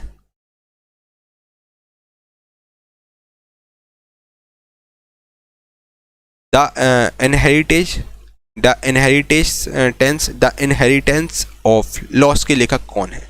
द इनहेरिटेंस ऑफ लॉस के लेखक आखिर कौन है? तो वो आपके हैं द इनहेरिटेंस ऑफ लॉस के लेखक आपके साथी में Kiran Desai. Option number D Kiran Desai को टिक कर लीजिए, आपका राइट आंसर है। और 2006 में ये प्रकाशित की गई थी पुस्तक, और 2006 में इसको मैन बुकर पुरस्कार से सम्मानित किया गया था। ठीक है, the broken wing, the broken wing नामक पुस्तक किसने लिखी है? साथियों द ब्रोकन विंग जो पुस्तक है किसके द्वारा लिखी गई है?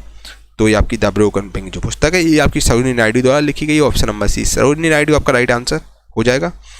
और ठीक है, ऑप्शन नंबर सी को टिक कर लीजिए आप। The secret of the Nagas पुस्तक के लेखक कौन है? दोस्तों बहुत ही बेस्ट सेलिंग पुस्तक रही है the secret of the Nagas. ये पुस्तक बहुत ही ज़्यादा सेल हुई है। और इसके आगे ऑथर कौन है? द सीक्रेट ऑफ नागाज या फिर नागाओं का रहस्य पुस्तक के लेखक दोस्तों अमीश त्रिपाठी हैं। अमीश त्रिपाठी इस पुस्तक के लेखक हैं। Option number B Amish Tripathi आपका राइट आंसर हो जाएगा। बहुत ही ज़्यादा पुस्तकें सेल हुई है। ठीक है, और नागाओं के रहस्य के बारे में उसमें बताया गया है। और अमीश दोस्तों 4 बार 2012, 13, 14, 15 में फोर्ब्स की 100 हस्तियों में से आए हैं। टॉप 100 जो हस्तियाँ होती हैं फोर्ब्स जो लिस्ट निकालती है उसमें आपका अमीश त्रिपाठी का नाम था। ठीक, तो option number B Amish Tripathi right answer हो जाएगा। द सीक्रेट ऑफ नागाज के लेखक है अमीश त्रिपाठी हैं। ऑप्शन नंबर बी को टिक कर लो, आपका राइट आंसर है। मेरे प्यारे दोस्तों जैसा कि यार आप जानते हैं कि 2024 में है चुनाव। इस बार भाई जब सरकार पूरी कोशिश कर रही है कि एक बच्चा भी दुखी ना रहे, तो सरकार दोस्तों भर भर के वैकेंसी निकाल रही है। अभी आपने हाल ही में देखा भी होगा, एसएससी में दोस्तों आपकी बम्पर वैकेंसी निकली है, सीजीएल में हुआ, और जीडी में 50,000 प्लस वैकेंसी निकली है, और सीजीएल में 35,000 प्लस वैकेंसी निकली है। उसी प्रकार दोस्तों रेलवे में ही आपकी ज्यादा जल्दी ही वैकेंसी बम्पर वैकेंसी निकलने वाली है। ये पूरा प्रॉपर दोस्तों जानकारी है। मेरी 40 से 50 स्टूडेंट से बात हुई जो ऑलरेडी सिलेक्टेड है। कोई एएलपी में लोको पायलट है, कोई साथियों ग्रुप डी में सिलेक्टेड, कोई आपका स्टेशन मास्टर है, और कोई एक दो तीन बच्चे हैं जेई हैं। तो मेरी बात हुई तो वो बच्चे बोल रहे सर जल्दी रेलवे भी भर्ती निकालने वाली है, और इस बार दोस्तों रेलवे का एग्जाम आपका फास्ट होगा। जैसे ही दोस्तों नोटिफिकेशन निकल, जैसे एसएससी में होता है नोटिफिकेशन निकलता है 3 महीने बाद एग्जाम हो जाता है ना। उसी पर दोस्तों रेलवे में ही ऐसा ही होगा, क्योंकि दोस्तों रेलवे की बहुत ज्यादा किरकिरी ग्रुप डी के चक्कर में हुई, एनटीपीसी चक्कर में किरकिरी हुई। अब दोस्तों रेलवे नहीं चाह रही है कि भाई साहब अब हमारी दोबारा किरकिरी हो, क्योंकि 2024 में चुनाव है। रेलवे की दोस्तों बहुत जब भर्ती निकलती है तो उसमें करोड़ों लोग फॉर्म भरते हैं, तो काफी बड़े लेवल मास लेवल पर होता है। तो दोस्तों इस बार रेलवे फास्ट मोड पे काम करेगी, जल्दी आपकी प्रोसीजर कंप्लीट होगा। दोस्तों जल्दी आपको रेलवे एएलपी की भर्ती देखने को मिलेगी, एएलपी टेक्नीशियन, और आपको रेलवे की जो जेई की भर्ती है वो आपको देखने को मिलेगी। और दोस्तों ये आपको बम्पर वैकेंसी देखने को मिलेगी, 50 से 1 लाख के बीच आपको भर्ती देखने को मिलेगी, क्योंकि दोस्तों 2018 से लेकर अभी तक आपका एग्जाम नहीं हुआ, 5 साल तक एग्जाम नहीं हुआ, तो आपको बढ़िया देखने को वैकेंसी मिलेगी। और बिल्कुल आप तैयार हो जाओ भाई। आप दोस्तों बिहार तरफ जाएंगे तो बच्चा बिल्कुल तैयार रेडी हो गया है। अगर आप तैयार नहीं हो तो बच्चा अब तैयार हो जाओ, देर आए सबेर आए, ये बात समझ के बिल्कुल तैयार हो जाओ। अभी इस मूवमेंट से पढ़ाई चालू कर दो। ऐसा मौका दोस्तों आपको बार बार नहीं मिलेगा, ये बहुत अच्छी भर्ती होती है। ठीक है भाई साहब, अच्छे तरीके से लग जाओ। दोस्तों जब रेलवे ग्रुप डी का एग्जाम था, मेरे काफी बच्चे दोस्तों इस बार रेलवे ग्रुप डी में सिलेक्टेड है, मतलब हजारों की तादाद में बच्चे सिलेक्टेड ग्रुप डी में यार। मेरी बात हुई है कि भाई साहब आपको किस किस कोर्स से मदद मिली, तो बच्चों ने बोला सर आपकी जो विज्ञान Chalisa one of the best थी, इससे हमें काफी ज्यादा मदद मिली है, इससे काफी क्वेश्चन एग्जाम में देखने को मिले थे। ठीक है दोस्तों, और थोड़ा सा रेलवे का पोर्शन भी ग्रुप डी में थोड़ा टफ था एग्जाम, क्योंकि एक ही सेप्टेम्बर था, मतलब एक ही फेज था। अब दोस्तों जो एएलपी का आपका 2 फेज में एग्जाम होगा, सीबीटी 1 और सीबीटी 2 होगा। ठीक है, तो 2 एग्जाम होंगे, तो आपका साइंस ईजी भी आपको देखने को मिलेगा। दोस्तों विज्ञान चालीसा सब बच्चों ने मोस्टली 95% बच्चों ने रिकमेंड किया कि सर विज्ञान Chalisa one of the best है। ठीक है, क्योंकि इसमें मोस्टली क्वेश्चन दोस्तों सिलेक्टेड है। दोस्तों एएलपी और टेक्नीशियन के लिए और जेई की भर्ती के लिए दोस्तों विज्ञान चालीसा सबसे बेस्ट रहेगी आप लोगों के लिए। इसको आप जरूर दोस्तों एक बार देखिए, जिसमें दोस्तों टॉप 5000 क्वेश्चन आपको दिए जा रहा है, जो कि वन ऑफ द बेस्ट है, सुपर सिलेक्टेड क्वेश्चन है। सुपर सिलेक्टेड क्वेश्चन दोस्तों आप मतलब जानते हैं, जो 10 बार क्वेश्चन एग्जाम में पूछा, जो 12 बार पूछा गया, जो बहुत ज्यादा इंपॉर्टेंट क्वेश्चन है भाई इसमें रखे गए हैं। और साथ ही इसकी खास बात है, ये बच्चों का बोलना था कि सर इसमें हमें प्रॉफिट क्या हुआ है, इसमें क्वेश्चन वन लाइनर फॉर्मेट में मिले हैं। साथ ही उसमें वन लाइनर फॉर्मेट में हम लोगों ने इसीलिए रखे थे ताकि आपको हमेशा चीजें याद है, वन लाइनर में चीजें हमें याद करने में आसानी होती है, और यहाँ पर साथियों सिस्टमैटिकली रूप में आपको क्वेश्चन दिए जा रहे हैं। ठीक है, जो कि आपकी परीक्षा में 100% पूछे जाएंगे यार, है ना। तो साथियों विज्ञान Chalisa one of the best आपके एग्जाम के लिए रहेगी। आप एएलपी की तैयारी कर रहे हैं, टेक्नीशियन, या फिर आप जेई की तैयारी कर रहे हैं, दोस्तों यहाँ पर साइंस का बहुत इंपॉर्टेंट रोल प्ले साइंस करता है। दोस्तों आपका एएलपी की अगर बात करें, एएलपी में 20 क्वेश्चन साइंस के आते हैं, उसी पर दोस्तों जेई की बात करें, जेई में आपके 30 क्वेश्चन साइंस से आते हैं। ठीक है, तो बच्चा साइंस बहुत इंपॉर्टेंट रोल प्ले करता है, तो आपको विज्ञान चालीसा के क्वेश्चन एक एक घोल के पीना है। साथियों पहले ई बुक आपको दी जा रही थी, पहले आपको ई बुक दी जाती है, ग्रुप डी का पेपर था जो कि 199 रुपए में आपको दी जा रही थी। ठीक है, बच्चों का दोस्तों काफी मैसेज बच्चों के रहे, सर इसका कंप्लीट वीडियो कोर्स भी लॉन्च कीजिए आप, क्योंकि विज्ञान चालीसा बेस्ट है, यहाँ से क्वेश्चन मोस्टली फंस रहे हैं। तो वीडियो में दोस्तों क्या होता है, हमें चीजें आसानी होती हैं, इसका प्रॉपर आपको एक्सप्लेनेशन भी बताया गया है ना। कोई भी क्वेश्चन आप फंस गए तो आपने वीडियो देख ली दोस्तों, उसके लिए हमने आपको उसी मूल्य में 30 प्लस वीडियो का पूरा कोर्स भी आपको फ्री में प्रोवाइड करा दिया है। ठीक है, अब यानी कि दोस्तों आपको ईबुक के साथ साथ कंप्लीट वीडियो कोर्स भी देखने को मिलेगा। ठीक है, जो कि दोस्तों ऑफर पीरियड में आपको देखने को मिल रहा है। ठीक है, फिर इसका प्राइस हाइक हो जाए मे बी। ठीक है, तो साथियों इस विज्ञान चालीसा को ले सकते हो कि वन ऑफ द बेस्ट आपके एग्जाम के लिए रहेगी। साथियों इसको ई बुक को आप प्रिंट आउट जरूर निकलवाइए। मैंने इसमें दोस्तों बेसिकली हिंदी इंग्लिश दोनों में है, या आपकी इंग्लिश हिंदी दोनों में है। ठीक है, एक आपका दोस्तों बुक फॉर्मेट में आपको मिलेगा, जिसको प्रिंट आउट करवाइए, और दोस्तों रोज सुबह उठ के रोज सुबह अपना डिसिप्लिन दोस्तों चीजें कीजिए। आप डिसिप्लिन में आपका करें तभी आपको यार तरक्की मिलेगी। रोज सुबह 1 घंटे दोस्तों विज्ञान चालीसा क्वेश्चन जरूर रटो, है ना। साइंस के दोस्तों क्यों आपको याद नहीं होता, साइंस दोस्तों आप एक एक क्वेश्चन रट लो यार, फिर साला कहाँ ही क्वेश्चन बाहर जाएगा। आपको 5-6 क्वेश्चन ही तो करने यार, 5-6 क्वेश्चन ही रटने में दिक्कत हो रही है आपको, तो हो गई यार भाई बात। दोस्तों इस विज्ञान चालीसा को आप टॉप 5-6 क्वेश्चन इसको रट लीजिए, जो कि आपके एग्जाम के लिए बहुत ज्यादा इंपॉर्टेंट है यार, है ना। दोस्तों जैसे आप हनुमान चालीसा को रट गई, वैसे आप विज्ञान चालीसा आपको रट जानी चाहिए यार, है ना। और दोस्तों किसी प्रकार की डाउट हो, इस नंबर से, हमारा व्हाट्सएप नंबर है, यहाँ पर आप डाउट सारे क्लियर कर सकते हैं, आपके सारे डाउट क्लियर कर दिए जाएंगे। बाकी दोस्तों 100% गारंटी है, सारे प्रश्न आ रहे हैं आपके सीधे यहीं से आएंगे, क्योंकि यहाँ पर मोस्ट सिलेक्टेड यार क्वेश्चन इसमें रखे गए हैं, है ना। और ई बुक के साथ साथ साथियों आपको इसमें ई बुक तो दी ही जा रही है 199 रुपए में, और साथ ही आपको कंप्लीट कोर्स भी दिया जाए, जो कि ऑफर पीरियड में आपको दिया जा रहा है, जिसको आप ले सकते हैं, जो कि ऑफर कुछ ही समय के लिए उपलब्ध है, फिर आपको शायद कोर्स ना मिले दोस्तों देखने को, है ना। तो दोस्तों बाकी मैं डिस्क्रिप्शन में लिंक डाल दूं गुरुकुल प्लस ऑफिशियल ऐप का। गुरुकुल प्लस ऑफिशियल ऐप है जहां पर आपको विज्ञान चालीसा कंप्लीट मिलेगी, कंप्लीट ई बुक और कंप्लीट कोर्स आपको देखने को मिलेगा। ठीक है, तो चलिए भाई